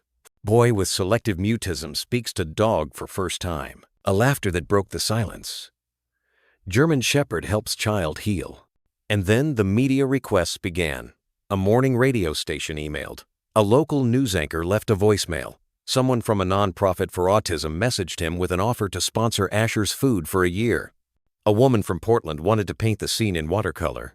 Another offered to drive 6 hours just to bring Micah a handmade stuffed dog that looked like Asher. Noah sat at the kitchen table, watching the chaos grow in his inbox. Part of him wanted to slam the laptop shut and pull every plug out of the wall. Another part, a smaller, quieter voice, just watched with cautious awe. He wasn't used to attention, especially not this kind. He hadn't meant to make a spectacle of his son's healing. That laugh had been sacred, personal, a miracle not meant for display. But then came the comments. Dozens, hundreds, most were gentle. "I'm in tears. My nephew hasn't spoken in 2 years. This gave me hope. My daughter saw this and asked for a dog for the first time since her brother passed. We thought we were alone. Thank you for reminding us we're not." Noah read them slowly, one by one, like you'd handle broken glass with a soft cloth, careful not to cut himself, but unable to look away. And somewhere amid the kindness and noise, he began to understand. This wasn't about Micah's story, not entirely. It had become something larger, a mirror, a reminder, a crack of light. People weren't reaching out because they pitied them. They were reaching because they recognized something in that clip. The same aching silence, the same hope clinging to breath, the same fragile bond between grief and laughter. Still, there were doubts. A few comments began circling the edges of the thread. Fake? Too perfectly edited. Dogs can't cure trauma. This is misleading. He didn't respond. He didn't have to. Others did it for him gently, firmly. But Noah knew that if the story grew any larger, it might stop being true. It might become something else, something less honest, more curated. The edges rounded off, the ache prettified. That night, he opened his laptop again. This time, he posted not a video, but a message. "I want to thank everyone for the kindness. I never expected this to spread the way it has. I shared a moment because I needed to believe in good again." That laughter was for US May, my son, and the dog who didn't give up. If this gave you a little light today, I'm glad. But we're still in it, still healing, and we'd like to do that quietly. With gratitude, N. He turned the camera off that night. Not forever. Just long enough to breathe. The frost had returned to the woods, silvering the edges of pine needles and stitching lace across puddles from last night's rain. Morning came softly in, amber hush caught between the trees. Noah held the leash loosely in his hand as Asher padded ahead, just far enough to lead, just close enough to glance back. Micah was bundled in layers, his little legs moving with quiet urgency over the leaf-strewn trail. He didn't talk much, still didn't, but he followed Asher like breath follows heartbeat. Always near. Always watching. The trail behind their cabin wound through the edges of silver pines, dipping beneath old maples, then rising into a knoll where sunlight touched down first. It had become their rhythm, these morning walks. A habit not spoken, but held sacred. Asher's ears flicked toward a rustle just, a bird winging upward, but he paused, attentive. Then he took another step, then another, and then he crumpled. It was sudden, a hitch in his stride, a stumble, then the thud of his body against the frozen ground. He didn't yelp, he didn't cry out, but the silence afterward felt louder than any scream. Micah froze. Noah dropped to his knees. "Asher," he whispered, breath-catching. The dog lay twisted slightly, chest rising shallowly, one paw pulled close like it hurt to stretch. His eyes were still open, still aware, but glazed with something too close to pain. "No, no, no," Noah murmured, hands fluttering just above the fur, afraid to touch. "What happened, boy? What happened?" Micah took a single step forward. His breath was visible small clouds breaking from his lips. His mittens fell to the earth as he dropped beside Asher. And for a moment, he just looked. No panic, no noise. Then he reached out, both small hands moving to the jagged scar on Asher's left hip, hidden beneath winter fur, but not forgotten. "Hurts," Micah whispered. The word was clear, sharp, gentle. Noah's head snapped toward his son. "Micah?" The boy didn't respond. He only leaned forward, tiny palms pressed against the exact place Asher had been wounded long ago, a legacy from a time no child should have to understand. And Asher breathed deeper. It was an instant, not a miracle, but his head turned. His tail thumped once, faintly, against the dirt. He licked the boy's knee. Micah didn't flinch. The silence that followed wasn't empty. It was filled with the sound of thawing, something soft and invisible shifting between them all. Noah crouched beside them, blinking hard. "We'll get help," he said, though maybe it was more for himself than anyone else. "We'll get you back, buddy. I promise." He dialed Dr. Jensen with numb fingers. The vet answered before the second ring. "I think it's his hip," Noah said. "The old injury. He just went down, no warning. But he's conscious." Dr. Jensen didn't hesitate. "I'll meet you at the clinic in 15 minutes. Noah scooped Asher as gently as he could. The dog was heavy deadweight from years of strength, now curled into pain, but he didn't protest, just rested his head against Noah's shoulder. Micah trotted beside them, clutching one of Asher's mittens in his hand. He didn't speak again, but his eyes, wide and dark, stayed locked on the dog's face. They reached the truck in silence. When they arrived at the clinic, Darlene was already unlocking the door, bundled in a bathrobe over jeans.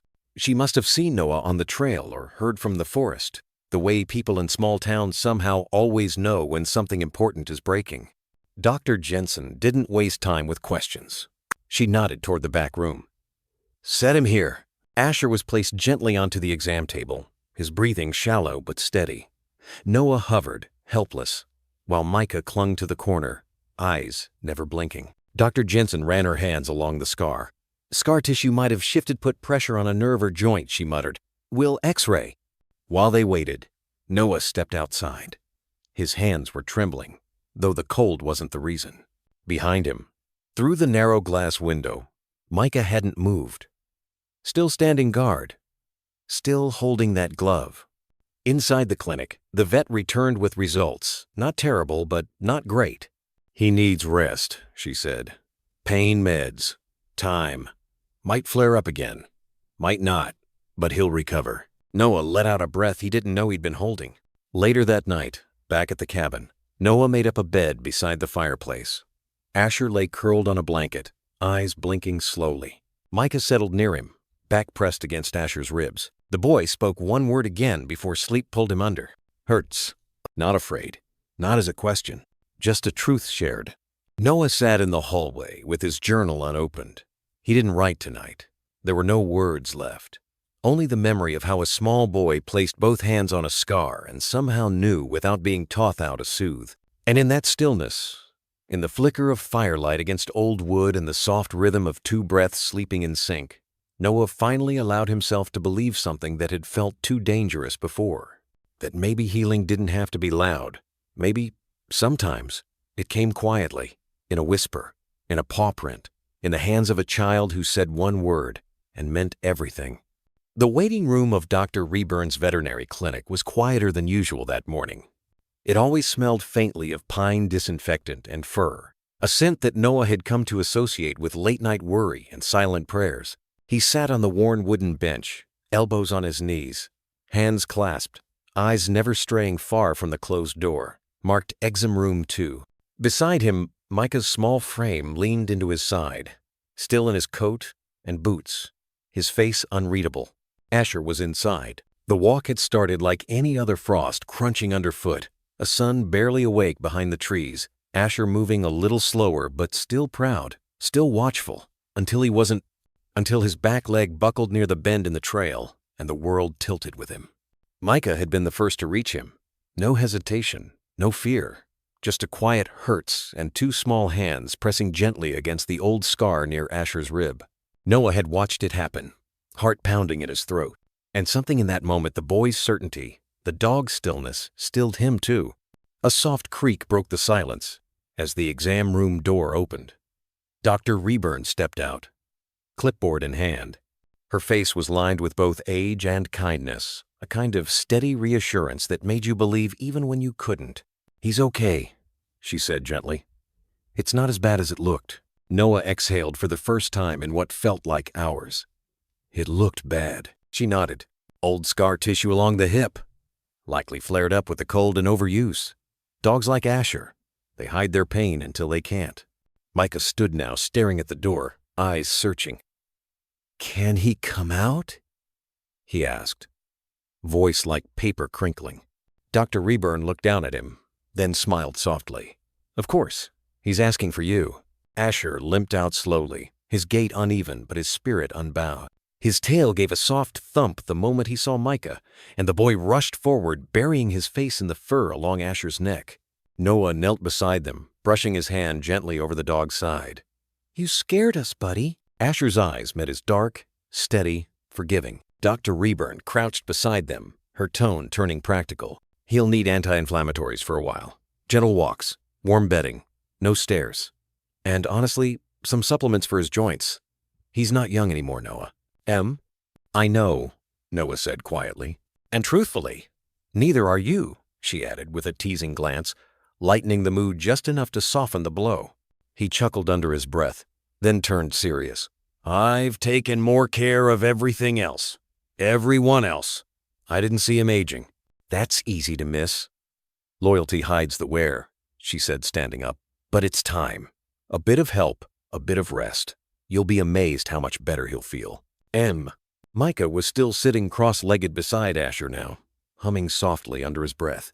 A tune Noah didn't recognize, but one that felt like it had always been there, a lullaby for aching bones and scarred memories.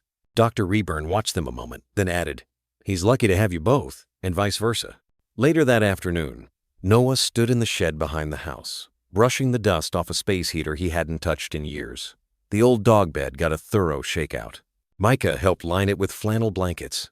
They placed it by the fireplace, near the window, where Asher could watch the trees without moving far. Everything was quieter now, more deliberate. Micah scribbled a sign on a piece of cardboard with crayon, Asher's spot, and taped it carefully above the bed. He added a sun and a smiling face. Then he sat cross-legged beside it, just waiting. And when Asher limped over and curled into the space, Micah nodded as if the world had been set right again. Noah stood by the doorway, arms crossed, a strange ache working through him, not pain exactly, but something softer, older, a realization. Asher had carried so much, guarded the boy, anchored the man, hidden his own pain in favor of theirs. But even guardians needed guarding. Even warriors grew tired. That evening, as snow dusted the windows, Noah sat with a cup of tea he didn't remember making. Micah asleep beside Asher's bed, one hand tucked into the dog's fur. The fire crackled low. Shadows danced along the walls. Noah opened his journal to a clean page. His pen hovered for a moment before words began to land like snowflakes, slow, unhurried, but certain. Journal entry number 6. Today reminded me that healing is not just something we do for ourselves. It's what we offer back to the ones who've held us up when we could barely stand. Asher never asked for anything, but he deserves everything. He's more than a dog. He's the space between grief and hope. The pause between silence and a word. We'll take better care of him now. From the ground up, he set the pen down, then turned off the light. And in the quiet that followed, the house felt more whole than it had in a long, long time. The application form sat on the kitchen table for 3 days before Noah finally signed his name. It wasn't that he had doubts about Asher's capacity. If anything, the dog had already proven himself time and again through the storm, through the silence, through Micah's first laugh in nearly a year. But putting it on paper felt like stepping across a line, turning something quiet and sacred into something formal, official. Still, after Asher's collapse on the trail, the reality settled over him like early frost. Time was moving. Asher wasn't invincible.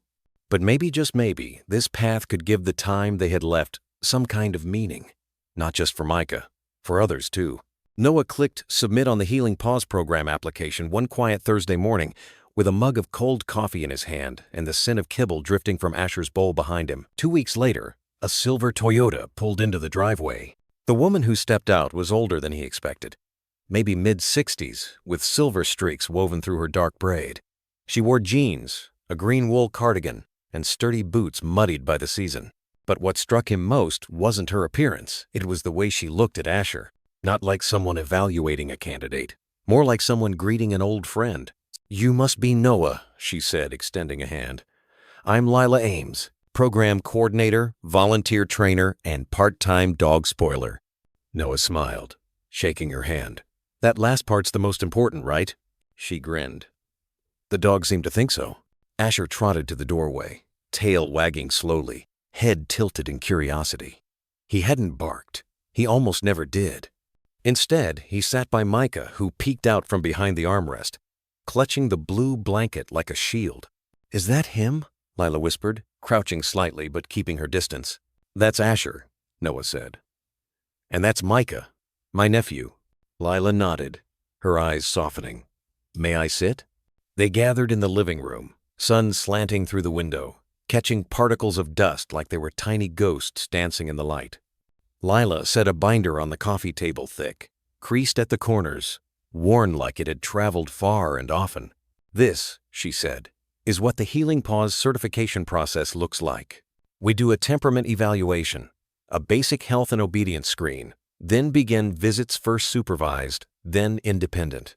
But more than that, we look at the relationship, the bond."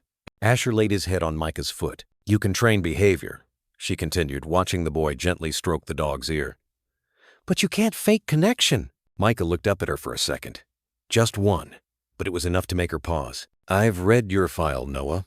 I saw the post you made. I know you didn't want the attention." He looked away, embarrassed. "I didn't mean for it to go viral. I wanted people to see the way Asher looks at him, like he's whole." Lila nodded slowly. "Well, that post got forwarded to our main office by 3 therapists and a nurse practitioner. Sometimes hope travels faster than intention." She opened the binder. "Let's begin." For the next hour, she watched, not with clipboard checklist eyes, but with the quiet patience of someone who understood that real assessments take time. She asked Asher to perform basic commands: sit, stay, down, come. He obeyed with gentle precision, never breaking eye contact with Noah. Unless Micah stirred then, he looked to the boy first, like he was recalibrating. Then came the interaction test. She dropped a metal bowl accidentally, a loud clang. Asher startled but didn't panic. He turned toward Micah, as if checking for emotional cues. When he saw the boy was unfazed, he settled. "Beautiful," Lila murmured. "He regulates through the child." Noah blinked. "Is that unusual?" It's rare, she said. Most support dogs regulate through their handler.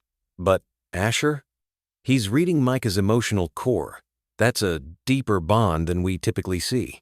Micah, oblivious to the evaluation, began stacking plastic blocks near the couch. Asher gently nudged a blue one toward him with his nose. The boy smiled. It was small, barely a crease, but it was there. Lila watched it all, then closed the binder and folded her hands in her lap. I'd like to move you two to the next phase. Noah felt something tighten in his chest. Already? Some dogs need training, she said. Asher needs documentation. He exhaled slowly. What happens next? I'll file today's evaluation. We'll run a vet check. He'll need a clean bill of health and current vaccinations. Then we begin a supervised visit with another child in the program. If that goes well, you'll have your certification in under 6 weeks. Noah nodded.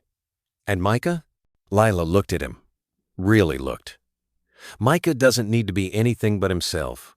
He doesn't need to talk or play or make eye contact if he's not ready. His presence is enough. She stood to leave, gathering her things. At the door, she turned back. Noah, some people sign up for this because they believe their dog can make a difference. You didn't sign up. But Asher already is making a difference. And that speaks louder than any test. As she stepped outside, Micah padded softly to the window. Asher joined him, watching her car disappear down the road. Noah stood behind them, silent. The room smelled faintly of lavender and dust and dog fur. The binder still sat on the coffee table, unopened since Lila had set it down. But the air felt different now, like something new had entered with her and refused to leave. Not attention, not duty, but purpose. The morning began with the quiet kind of anticipation that settles in a home when something important is about to happen.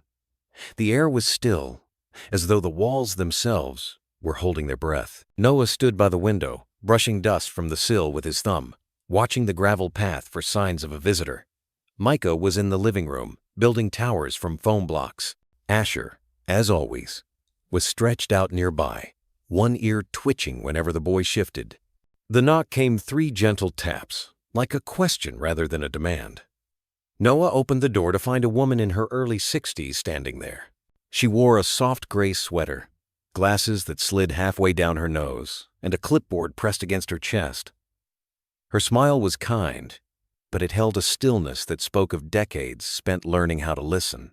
Marta Kinley, she said, from the Healing Paws program. Noah offered his hand. Thanks for coming. Come on in. She stepped inside with the grace of someone used to entering spaces of unspoken stories. Her eyes did a slow sweep across the room, not in judgment, but in recognition. The worn furniture, the tattered stuffed bear on the windowsill, the faint ring of a water bowl on the hardwood floor. And then she saw Micah. The boy didn't look up from his blocks, but Asher did. The German shepherd rose slowly, legs steady, and padded over to stand between Micah and the stranger. Not aggressive, not anxious, just present. That's him? Marta asked, barely above a whisper. Noah nodded. That's Asher. She crouched, keeping her movement soft. Hello, Asher, she murmured. May I sit? Noah motioned toward the couch. Of course. She lowered herself carefully, eyes never leaving the dog. Asher returned to Micah's side and lay back down, his nose resting on the boy's socked foot. Micah didn't react, but he didn't pull away either. Marta didn't say anything at first. She just observed, took notes, asked a few light questions about diet, routine, socialization, but Noah could tell she wasn't here to test Asher's obedience. She was watching for something quieter. After a while, she set the clipboard down. I've worked with dozens of animals over the years, she said. Some excel in agility, some in scent work, some in trauma recovery. But what I look for most in emotional support dogs is this. She motioned, gently, to the pair on the carpet. Stillness. Anchoring. A sense that the dog's heartbeat knows when the child's is breaking. Noah swallowed. Micah doesn't speak much. Hardly at all. But he whispers to Asher. Not every day. Just when he thinks no one hears. Marta leaned forward slightly. Do you know how rare that is? Noah shrugged. He's just a dog, but he saved us. Marta looked at him for a long time, and there was something in her eyes, not pity, but memory, as if she, too, had once been saved by something with 4 legs and unshakable loyalty. She turned back to Asher, who had now shifted closer to Micah, resting his chin on the child's lap. Micah absent-mindedly ran a hand along Asher's fur, eyes still locked on his little tower. The boy said nothing, but the room was speaking. Marta blinked, and for a second her lip quivered. "No training manual teaches this," she said quietly. "They don't teach you how to become a lighthouse for a child who's lost their words." "But this dog," she paused, and reached slowly for her clipboard. She didn't open it. She just pressed it against her chest, as if trying to hold something in place. "Asher doesn't need to be taught how to serve," she said. "He already is." Micah looked up then, just for a heartbeat, and his eyes met Marta's, clear, unguarded. Then he turned to Asher, leaned forward, and whispered something, too soft for Marta to hear, but Noah caught it. "Good boy." Asher's tail swept the floor once, twice. Marta stood up. She didn't wipe her tears, didn't make a show of being moved. She simply nodded, as if bearing witness to something sacred. "I'll push everything through on my end," she said. "He qualifies, not just for certification, for something more important. He belongs to this child." She walked to the door, her hand trembling slightly as she reached for the handle. Just before she stepped outside, she turned back. "You know," she said softly, "the last dog I certified like this, he belonged to a boy who lost his family in a fire. That dog laid beside him in the hospital for 11 nights. Refused to eat. Refused to leave. Now they help other kids who've been through what he went through." She smiled gently. "I have a feeling Micah and Asher might do something just as important." And then she was gone. The door closed behind her with a soft click. Outside, birds sang without urgency. Inside, the silence wasn't heavy anymore. It was full. Noah sat down across from his son. Micah looked up. Asher didn't move. And for a moment, no one said anything. They didn't need to. The world had already heard. The library smelled of old paper and lemon polish, the kind of scent that brought quiet to the edges of one's heart. Late morning, light filtered through the high windows, casting warm rectangles across the carpet, where children sat in uneven circles, some crisscross applesauce, others on their knees, heads bowed over colorful books, too big for their hands. There was a softness to the place, not just in the cushions or the whisper of turning pages, but in the hush of voices trying not to break the spell of words being discovered. Micah stood just inside the entrance, clutching a picture book against his chest. His fingers gripped the worn cover too tightly, and his eyes flicked between the children and the dogs scattered across the room, each paired with a young reader. And there, in the far corner under the skylight, sat Asher lying still, ears relaxed, eyes already searching for him. "Go on," Noah whispered, placing a gentle hand on his son's back. "He's waiting." "Oh," Micah nodded, just once, and walked across the room with the quiet concentration of someone holding breath between steps. A few kids looked up as he passed, their curiosity kind but fleeting. The volunteers nearby offered a smile. No pressure, just presence. Asher raised his head when Micah reached him, tail thumping softly against the carpet. The boy knelt down beside him, the way he always did at home, carefully, reverently, as if every inch of ground shared with Asher was something sacred. The book slipped from Micah's hands as he settled in, his small voice catching before it could rise. He touched Asher's paw, grounding himself. Then, in a tone almost too quiet to catch, he began. The bear was not brave. Not yet. Noah stood a few feet back, half hidden behind a row of bookshelves. He didn't need to record this. Some moments were meant to be lived through the ache of the chest, not the lens of a camera. Asher rested his chin on Micah's leg. The boy looked down at him and gave a soft smile, not asked for, not expected, just there, natural, undone. The words came slowly, like stepping stones across a stream. Some were misread, some skipped, but Micah always circled back. He never gave up. But he followed the sound anyway. He read. Children nearby turned their heads toward him not because he was loud, but because something in his tone drew them in. It wasn't the fluency. It was the way he meant every word. A little girl with glasses crawled closer. "Can I sit with you?" she asked. Micah looked up, startled.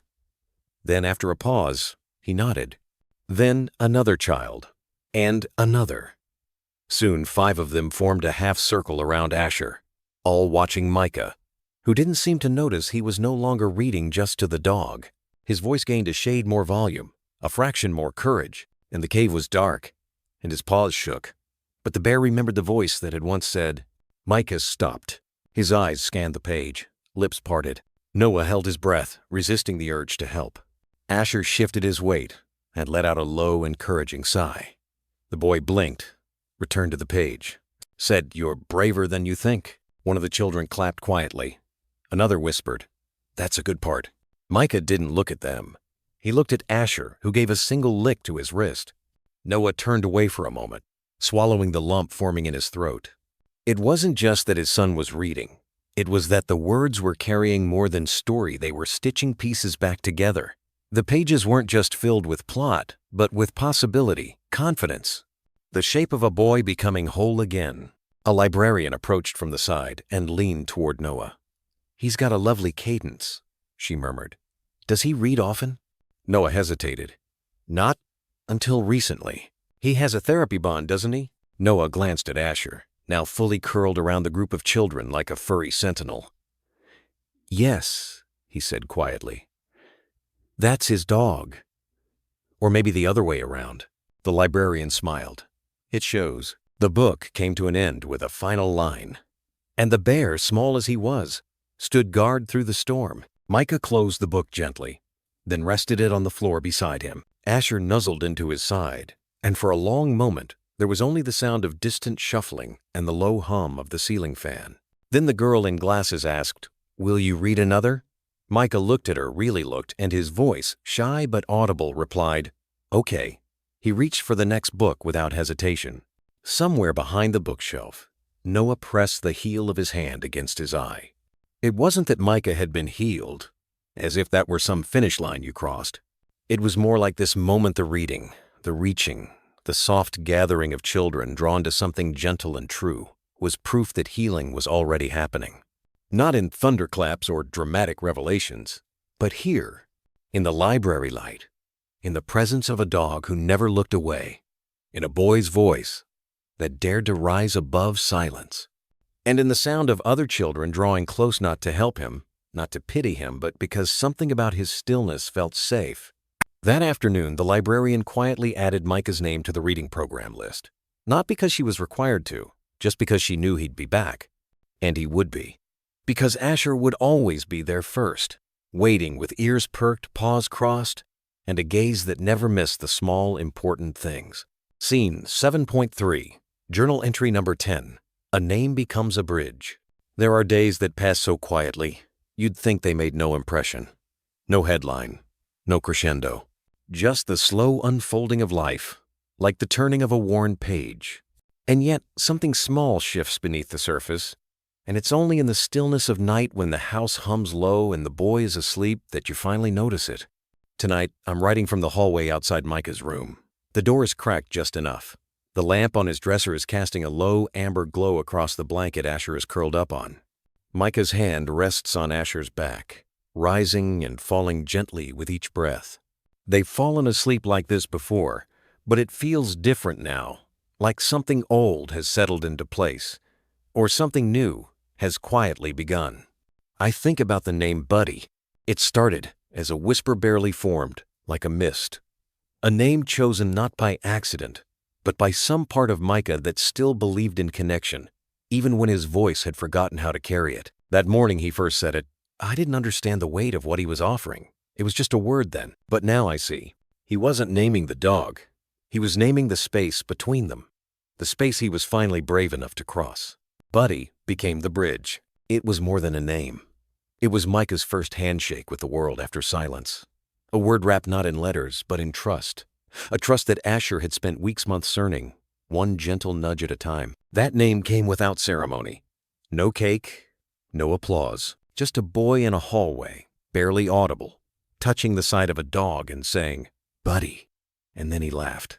I've watched children stumble into friendship. It's often loud, tumbling, a spark that catches quick.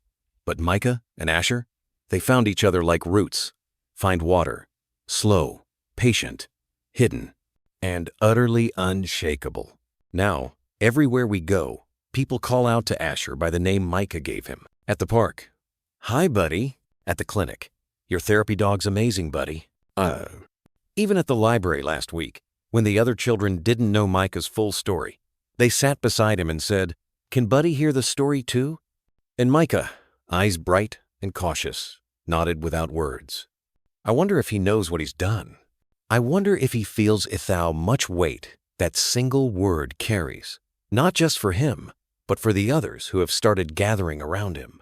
The librarian, that shy girl named Ellery, who sat cross-legged next to Micah and showed him how to turn the pages without creasing them.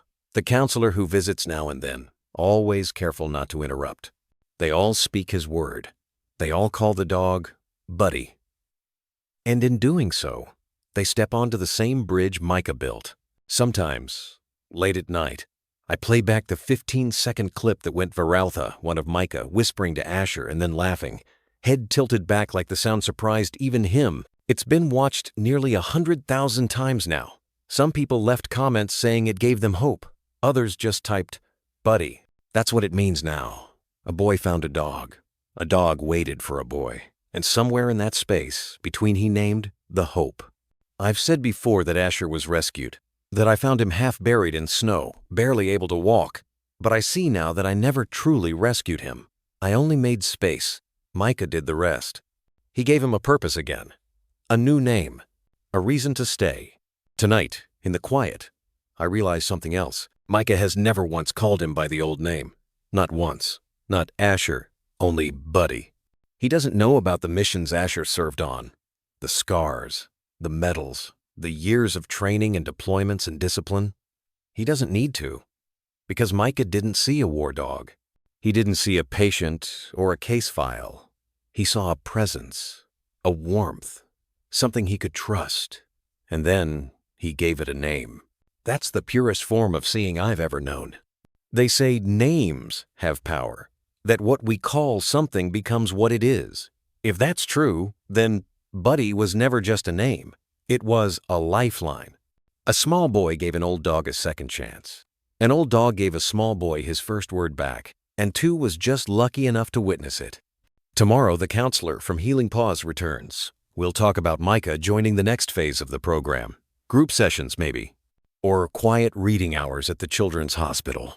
There are so many children who need the kind of quiet Asher brings. But I'll keep calling him Asher in these pages, because part of me holds on to the road we walked to get here. To the frostbit mornings, the collapsed trail, the first time Micah placed his hands on Asher's side and whispered, "Hurts," like he understood pain in a way even I couldn't. But in our house around, Micah, he's always Buddy, the name that held 1,000 meanings. The bridge that needed no nails, just trust. And tonight as I close this journal, I leave a small note beside Micah's bed. You gave him a name. You gave the world a new way to listen. Thank you. The radio crackled faintly in the patrol cruiser. Static. A voice. Then silence again. Noah rubbed his eyes, his fingers trembling slightly as they hovered above the wheel. The late shift had dragged longer than expected, dealing with a dispute at the gas station, followed by a deer hit on Route 7. He hadn't eaten since noon, and the cold had settled into his bones, the kind that no heater could shake loose. Outside, the road was a glistening ribbon of danger, glazed over with black ice so thin and invisible, it could have been glass. The cruiser curved around Miller's Bend, a narrow, blind spot just past the tree line. Noah's fingers tightened on the steering wheel, a gut instinct whispering caution. But instincts didn't always win. The back tire slipped first. Then the world twisted. The cruiser spun graceless, weightless across the frozen road. Metal kissed ice with a shriek. A dull, thunderous crack followed as the car slammed sideways into a drainage ditch. Airbags burst open like fists, white and choking. Then, stillness. Noah's head slumped to the side. Blood pooled at his temple from where it had met the side window. His breath was shallow, lips parted, steaming faintly in the cold night air, now slipping through the fractured windshield. Back on Elmwood Lane, the house was quiet. Micah's small chest rose and fell beneath the flannel blanket on the couch, one arm dangling off the side. Asher lay nearby, tucked beside the boy like a sentry. A silent, breathing shadow. Then something shifted. It wasn't noise. It wasn't scent. It was absence. Asher's head lifted slowly, his ears tilted forward. Noah hadn't come home. And not just late wrong. The kind of wrong dogs don't learn. They're born with it. Asher stood, stiff legs, old joints, but alert. He paced toward the door, then back, restless. His breathing quickened.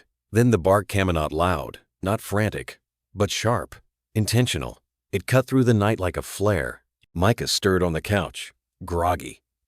The boy blinked, eyes glassy with sleep. "Asher?" he whispered. Another bark, then a whimper. Asher stood near the door now, tail still, body tense. Micah slid off the couch and padded over in socks. His little hand rested on the dog's neck. He felt it something was wrong. Micah didn't speak, but he did something else. He turned on the porch light. The snow outside was falling again, soft and light like sifted flour. No sound, no footsteps. But the boy stayed by the door, watching Asher, who paced back and forth now, glancing toward the driveway. It was almost like waiting for someone to appear who wouldn't. Micah reached for the phone on the wall, an old reflex Noah had taught him in case of emergencies. Just press 1. Just hold it. But he didn't press anything yet. Instead, Micah knelt beside Asher and rested both palms on the dog's chest. He felt the rapid thump of the shepherd's heart, as if it were trying to speak for the man who couldn't. The boy whispered a single word into the dark. "Buddy," Asher answered with a low, mournful sound that wasn't quite a bark. Half an hour passed before the dispatch line lit up with a call not from Micah, but from a snowplow worker who had seen taillights barely visible in the ditch off Miller's Bend. First responders arrived to find Noah unconscious, but alive. The car door had to be forced open. He was crumpled over the steering wheel, seatbelt bloodied where it pressed into his ribs. A mild concussion. Bruised ribs. A fractured wrist. But breathing. It wasn't luck. The heater had failed. The window was cracked. Had they found him 2 hours later, he wouldn't have woken up. By morning, the hospital room smelled faintly of antiseptic and warm linens. Machines hummed softly beside Noah's bed. His eyes fluttered open, pupils adjusting to the pale gray light. And there, curled at the foot of the bed like a worn-out sentry, was Asher. They had let the dog in after the boy refused to leave the lobby without him. Noah blinked slowly. "Hey," he whispered, voice raw. Asher didn't move, but his tail tapped once against the sheets. Noah's eyes welled not from pain, not from fear, but from the realization that somehow, even unconscious, he hadn't been alone. The door creaked. Micah stepped in with a nurse behind him. His cheeks were pink from the cold. In his mittened hands, he carried something small folded carefully from home, a crayon drawing of the three of them, holding hands, or paws. He walked to the bed, said nothing, but he reached out and pressed the drawing to Noah's chest, just above his heart. Then he crawled into the chair beside the bed and leaned gently against Asher's side. The shepherd shifted to make room. They didn't need words, not that morning, because sometimes the most important thing isn't what's said. It's who shows up in the silence. The wind scraped against the window panes like a dull knife. Branches shivered outside, bare and brittle, casting long, crooked shadows on the walls of the little house on Green Hollow Lane. The clock read 2:12 a.m. Micah stood by the door, one small hand resting on the knob, the other clutching the red coat that puddled around his feet. His eyes were wide, fixed on Asherno, Buddy now, who barked again. Not loud, not panicked, just insistent. A pulse of urgency from deep inside. Micah didn't ask questions. He never did with Buddy. He slid on the coat, its zipper broken since last spring, and stepped into his boots without socks. The floor creaked under his weight, but he didn't look back. Behind him, the hallway lay quiet and half-lit, the faint hum of the furnace the only sound. Asher waited, tense but still, until the door opened. Then he bolted. The cold slapped them both instantly, cruel and biting. But Micah didn't flinch. The wind tore through his coat, through his silence, through the thin thread of comfort the night usually offered. Yet still he followed. Down the porch, across the yard, into the black stretch of trees where no porch light reached. And somewhere, miles away but getting closer with every breath of the wind. Noah lay bleeding in the wreck of his cruiser, its tires still spinning in a ditch hidden by snow and silence. Darlene Kinley had always been a light sleeper. She'd fallen asleep in the recliner, her book still open in her lap, the same paragraph half read for days. The knock didn't wake her. It was the barking, low, steady, and wrong. She blinked once, twice. The room was dim, the television screen frozen in static snow. She stood slowly, knees aching from the cold that crept into old joints and memory. When she reached the front window, her breath caught. A child, a coat too big, and a dog she recognized like breath itself. "Micah," she whispered, but the glass muted her voice. She turned, called up the stairs with urgency she hadn't used in years. "Rick, get down here, now!" Her son, Rick broad-shouldered, half asleep, still in his sheriff's department, t-shirt hutted down the steps in 2 bounds. "What?" She pointed.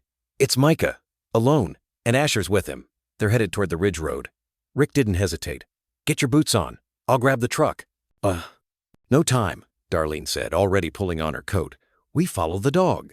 She didn't know how she knew, but she did. The night swallowed them as they stepped outside. Rick carried a flashlight, its beam carving narrow tunnels through the dark. Wind howled through the pines, flinging needles across their path. But Asher was easy to follow his body moved like purpose itself, golden fur glinting in flashes beneath the moonlight. Micah trailed close behind, small feet steady despite the cold. Rick called out once, but Micah didn't answer. The boy was focused, eyes locked ahead. Something was guiding him, more than the dog, less than fear. "Keep up," Darlene said, breath clouding before her. Her heart hammered not just from the cold, but from some growing truth rising in her chest, like a tide. She knew these woods, had walked them 1,000 times, but never at this hour, never like this. Suddenly, Asher paused. He turned his head sharply, ears up, then veered left down an unmarked slope, thick with ice. Rick cursed under his breath. "He's heading to the old fire road." Darlene's voice shook. "That leads to the ravine." Rick's stomach dropped. He remembered a call hours ago. Dispatch said Noah was wrapping up a late shift. Freezing rain had started just before midnight. Black ice, poor visibility, no word since.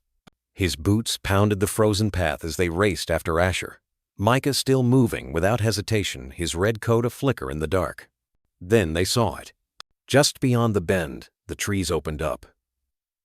And there, twisted against a pine, driver's side crushed, lights long dead, was the cruiser.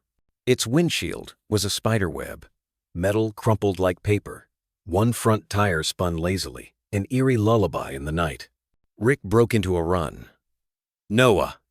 No answer. He yanked the door. Stuck. Frozen. He tried the other side jam, too. Panic licked at the edges of his voice. Micah stayed back. But the boy didn't move. He just stood by Asher, one hand on the dog's back, his gaze fixed on the crumpled metal.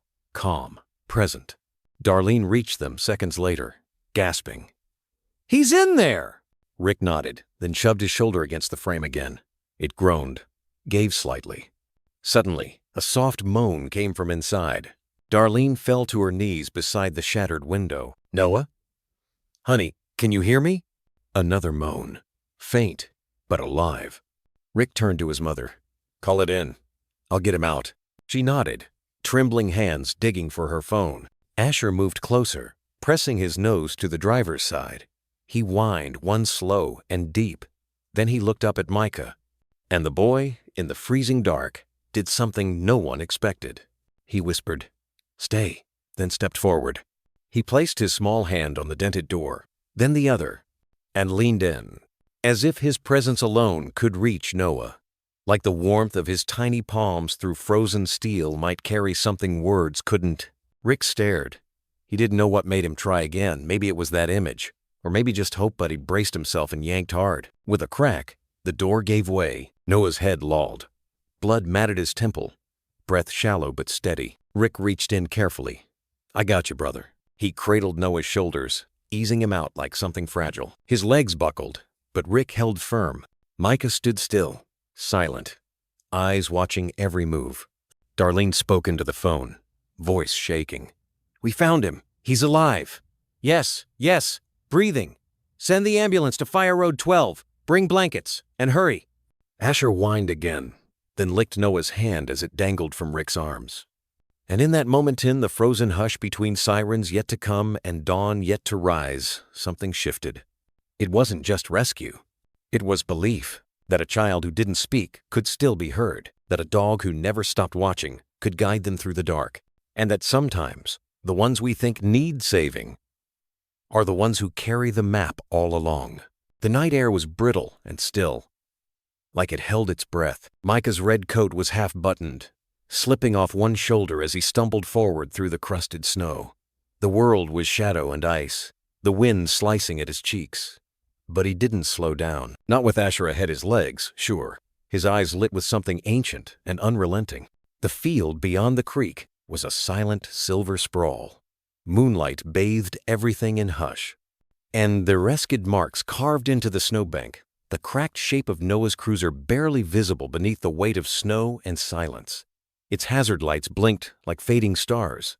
Darlene gasped behind them. "Oh, my Lord." Rick broke into a run, feet crunching hard on frozen ground. "Dad," he called to Noah, voice cracking. "Can you hear me?"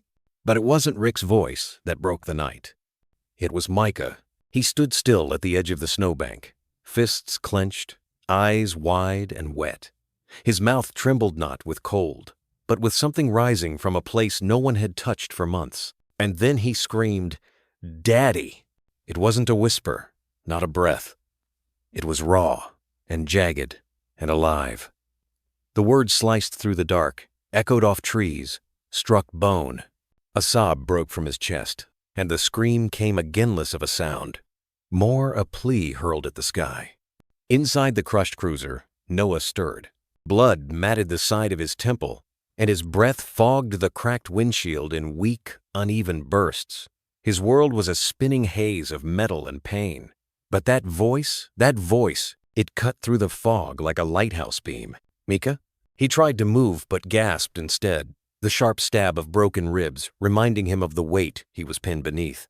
But his hand twitched. His head turned. Outside, Asher stood braced beside the car, barking sharply now 3 times, then silence. Rick reached the passenger side and yanked at the handle. "It's jammed." "Back up," Darlene called, already fishing her phone from her coat pocket.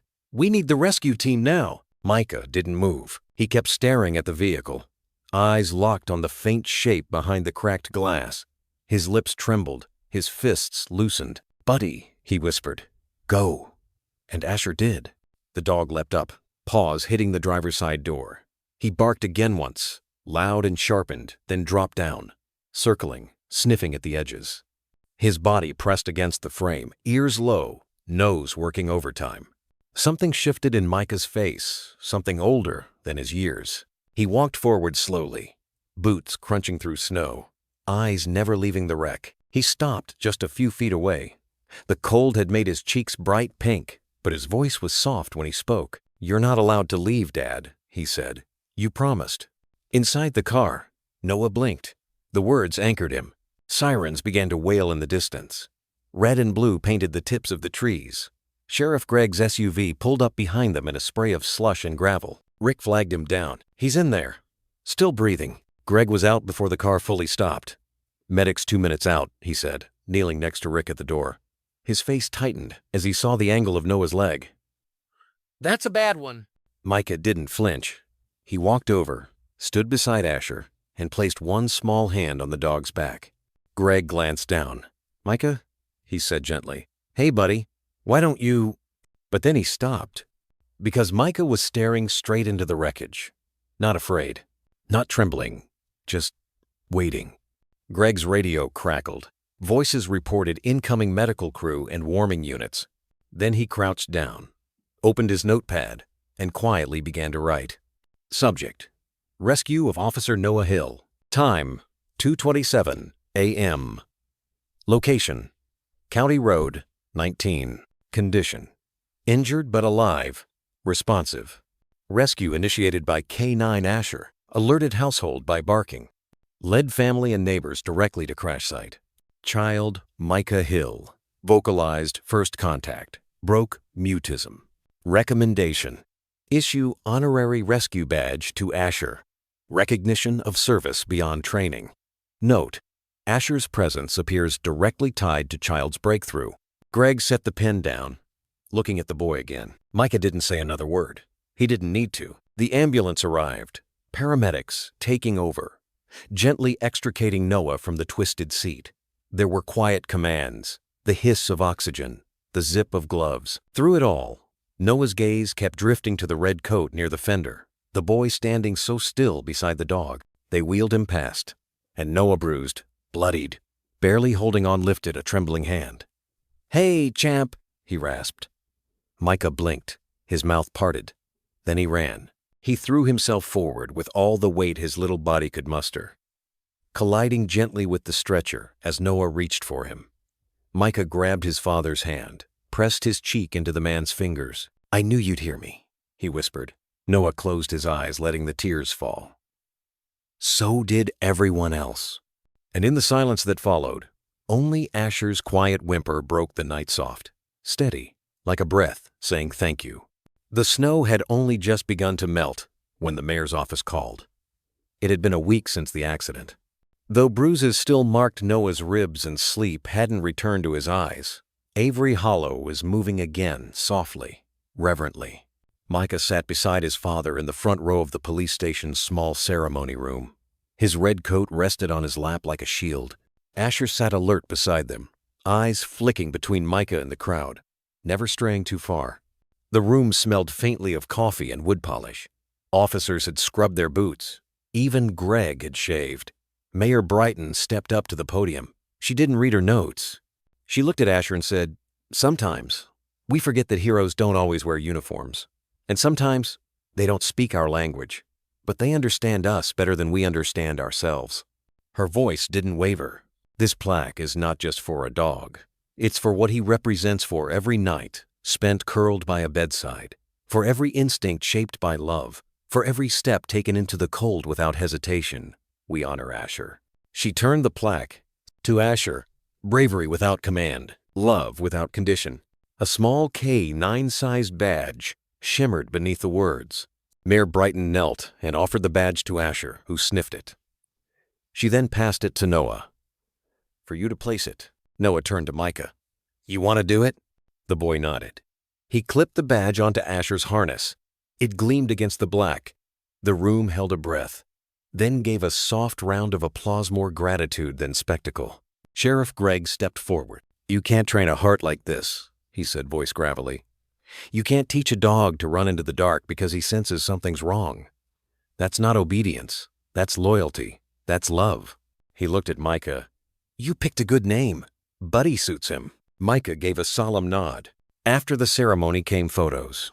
Local reporters, one from regional news. Asher stood still beside Micah, not because he was told, but because Micah stood still. That's how he knew. They posed in front of the cruiser. Someone asked for a solo shot of Micah and Asher. Micah whispered something in Asher's ear. The dog's tail thumped once. As the room cleared, Mayor Brighton pulled Noah aside. "Hang the plaque somewhere. It can be seen." "I will," he said. "Maybe right outside his pen at the station." She smiled. "Though I doubt he'll be in that pen much." Noah looked toward the hallway bench, where Micah sat reading a picture book aloud to Asher, who never looked away. "No," Noah said. "He's got better places to be now." The mayor nodded. "What you three did gave this town something to believe in again." Noah glanced at his son, then the dog, who saved them both. "He gave me something to believe in again." That afternoon, the plaque was hung beside the portraits of fallen officers. No one questioned why it belonged there. Everyone knew. It was a reminder. Sometimes the strongest hands are paws, and the truest words come in silence. Snow began to fall again, slow and heavy, like something sacred returning. Micah stood barefoot on the rug in red flannel pajamas, sleeves too long. Noah had rolled them for him. He held a small dog ornament, painted crudely from years past. "Buddy," he whispered, then hung it on the tree. Noah knelt beside him, hands flecked with tinsel. He didn't speak, just watched. The tree was crooked, strung with mismatched lights and worn ornaments, perfect in its imperfection. "Tree," Micah called triumphantly. The ornament swung gently in the firelight. Asher curled nearby, chuffed softly the sound dogs make when the world feels safe. Noah said nothing. Micah didn't speak often, but lately he was saying more. And when he did, it mattered.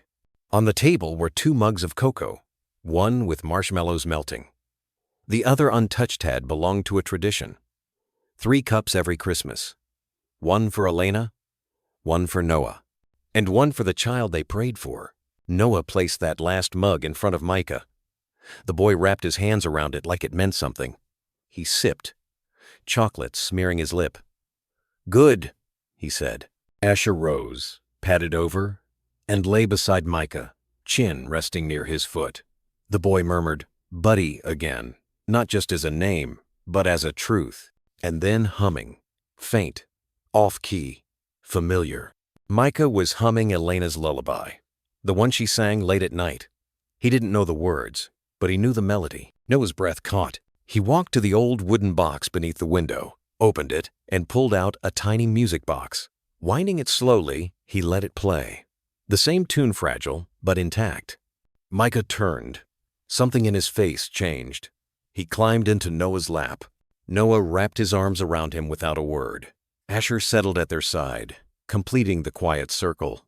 This wasn't the Christmas they used to dream of. No glittering lights or laughter from relatives. But there was a boy whose voice was coming back. A dog who understood more than words. A man who missed someone he could never replace and loved someone he nearly lost. There was grace, not loud, not showy, but real. "She would have loved this," Noah whispered. "She does," Micah replied softly, then nestled closer. Outside, snow thickened. Tree lights blinked red, green, gold, and in the hush of that night, Christmas came. Not with trumpets, but with peace. The snow didn't stop. It coated the windows in frost. Inside, the fireplace crackled gently.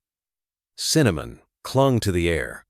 Holiday music hummed low, like memory.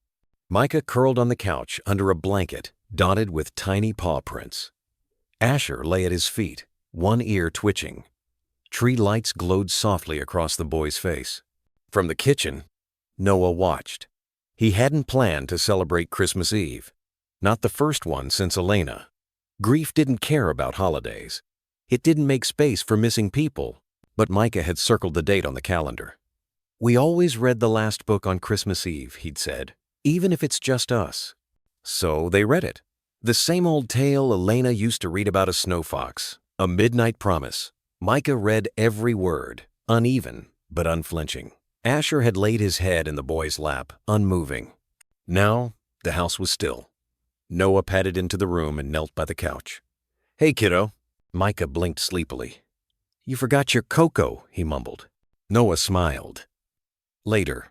Just wanted to sit with you." Micah lifted the blanket.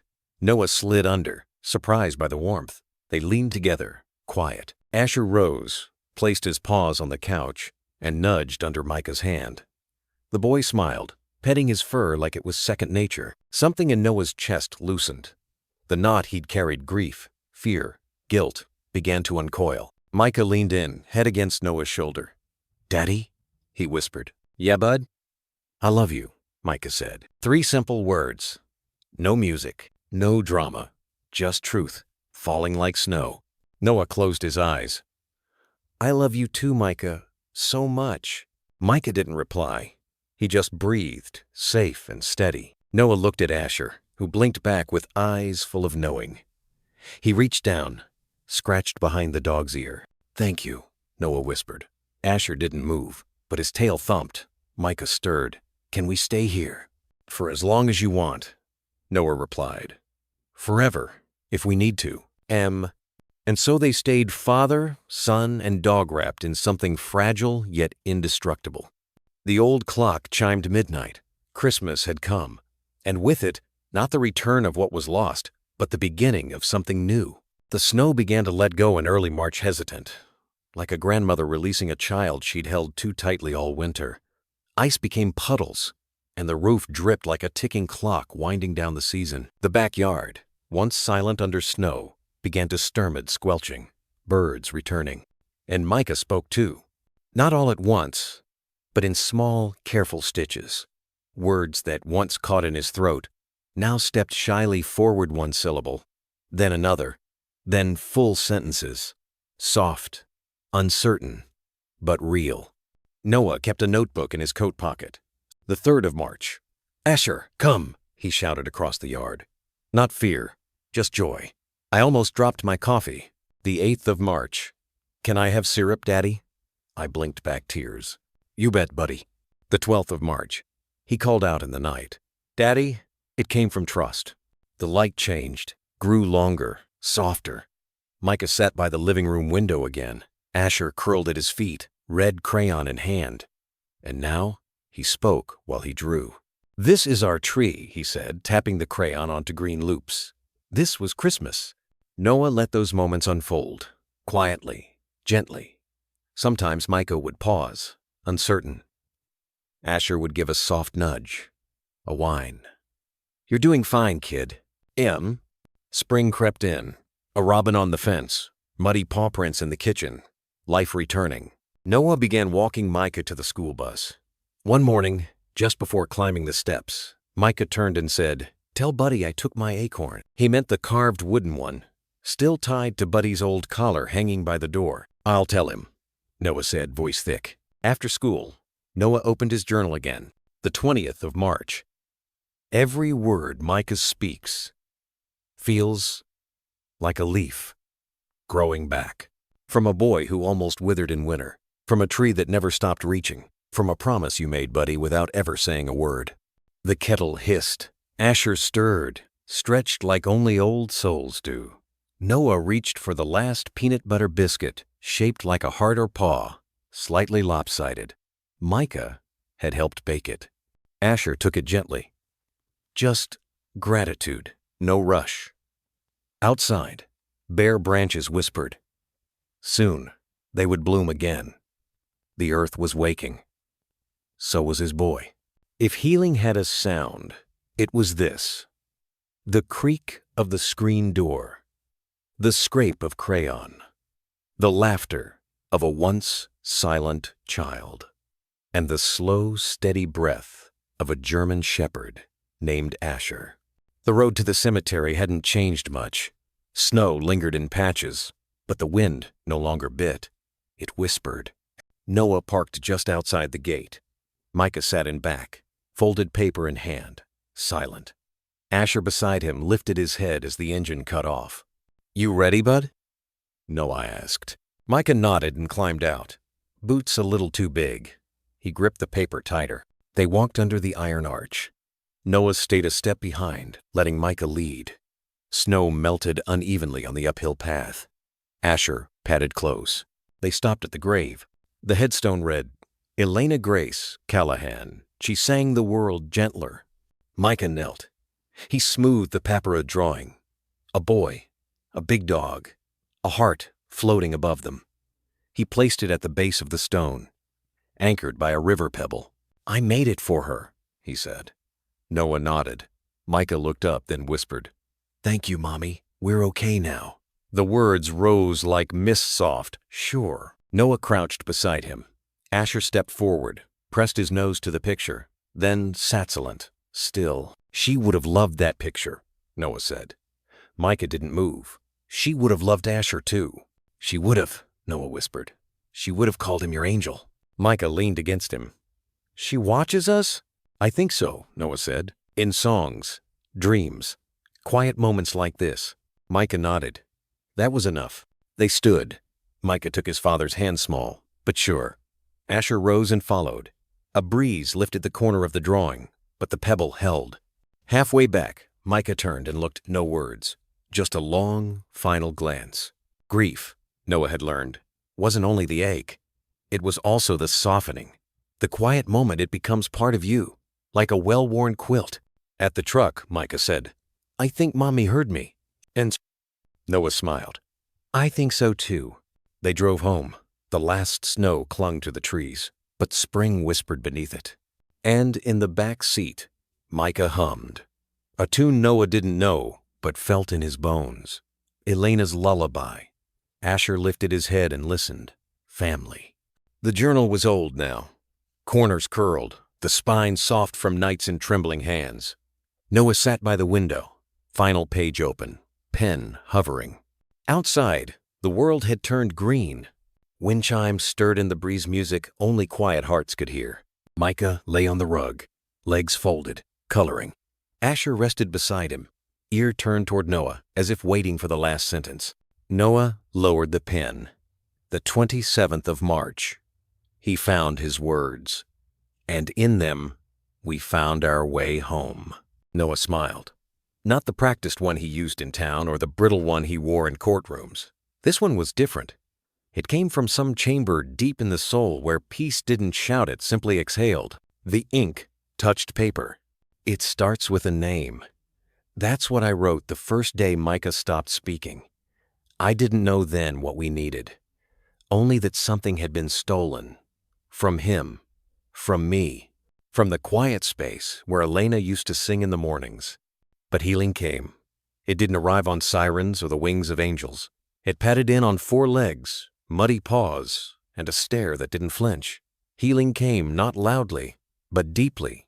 Micah's first word again wasn't mine. It was buddy. And I learned that sometimes the most important words are the ones we whisper into fur while the rest of the world rushes past. Asher didn't save us. He returned us. To the home we had lost. To the music of a boy's laugh. To the kind of love that doesn't need to explain itself. Today, we hung wind chimes by the porch. Micah picked them out himself. He said the sound reminded him of his mom's voice when she hummed during story time. I heard it too. Maybe not in notes or lyrics, but in the stillness between them. We're not broken anymore, just changed. And that's okay. I'll close this journal now, not because the story ends, but because it's no longer only mine to tell. Noah set down the pen. The wind brushed against the house like a familiar hand. It slipped through the window and rustled the page before settling in the folds of his shirt. He looked at Asher now, older, with tufts of gray around his muzzle, but the same quiet fire in his eye sand, reached down to ruffle the fur behind his ears. "Story's done, old friend," he whispered. "We made it." Asher let out a breath, the kind that sounded almost human in its contentment, then wagged his tail softly, rhythmically, like punctuation. Micah crawled over, his drawing in hand. "Daddy," he said, tapping the picture. "Look, it's us." Noah took the paper. A house, a tree with wind chimes, a man with brown hair, a boy in red, and beside them, a dog drawn with wide ears and a blue collar. Beneath it, in a child's careful scrawl, "Our family, with Buddy." He felt it again, that quiet ache in the chest that wasn't pain anymore. It was love, expanded beyond language. "I love it," Noah said. Micah leaned against him, small and warm. "Did you write about the day he found me in the woods?" "I did. And the tree, and Christmas, and Mommy?" Noah nodded. "She's in every page, even the ones where she's not mentioned." Micah looked out the window. "Do you think she hears the wind chimes?" "I do." They sat like that for a while, father, son, and dog-bathed in the hush of spring light. Time didn't press here. It waited, respectfully. Later, Noah folded the journal closed and placed it in the drawer beneath the window seat, not to hide it, but to honor it. Some stories didn't need to be retold to stay alive. They lived in how you carried your coffee, in how you tucked the blanket over a child's shoulder without waking him, in how you always left the porch light on, even when you didn't expect visitors. Asher stood and stretched, walking over to the door. He nudged it gently with his snout. "You want out?" Noah asked. The dog wagged once. Micah scrambled up and pulled on his sneakers. "Let's go with him," he said. They stepped out into the golden hush of late afternoon. The grass was damp underfoot, the last of the winter's memory melting away. Noah reached down, laced his fingers through Micah's, and followed Asher into the wide, green yard where new things had begun to grow. A breeze lifted the chimes. The same melody Elena used to hum danced again, not in voice, but in presence. Micah looked up and whispered without prompting, "I love you, Mommy." And Asher, steady and sure, sat beside them, watchful, faithful. Home. Some stories leave a quiet warmth long after they're told. This is one of them. Because at the heart of it all, beyond the brokenness and the healing, was a dog who didn't need words to speak love. German Shepherds have that gift. Loyal without condition. Brave without applause. They remind us that sometimes the gentlest miracles walk in on 4 legs, sit beside us in silence, and never leave. If you've ever looked into your dog's eyes and felt like they knew, then you understand. It's not just companionship. It's a kind of grace. If you ever find yourself wanting to connect deeper with your own dog to understand their needs, their heart, their quiet ways of loving you, there are resources out there that can help. No pressure, no pitch. Just something that might speak to the part of you that already knows. They deserve to be understood too. Take a look when you're ready. And if it feels right, follow that path. Because sometimes the most beautiful journeys start not with a plan, but with a wag of the tail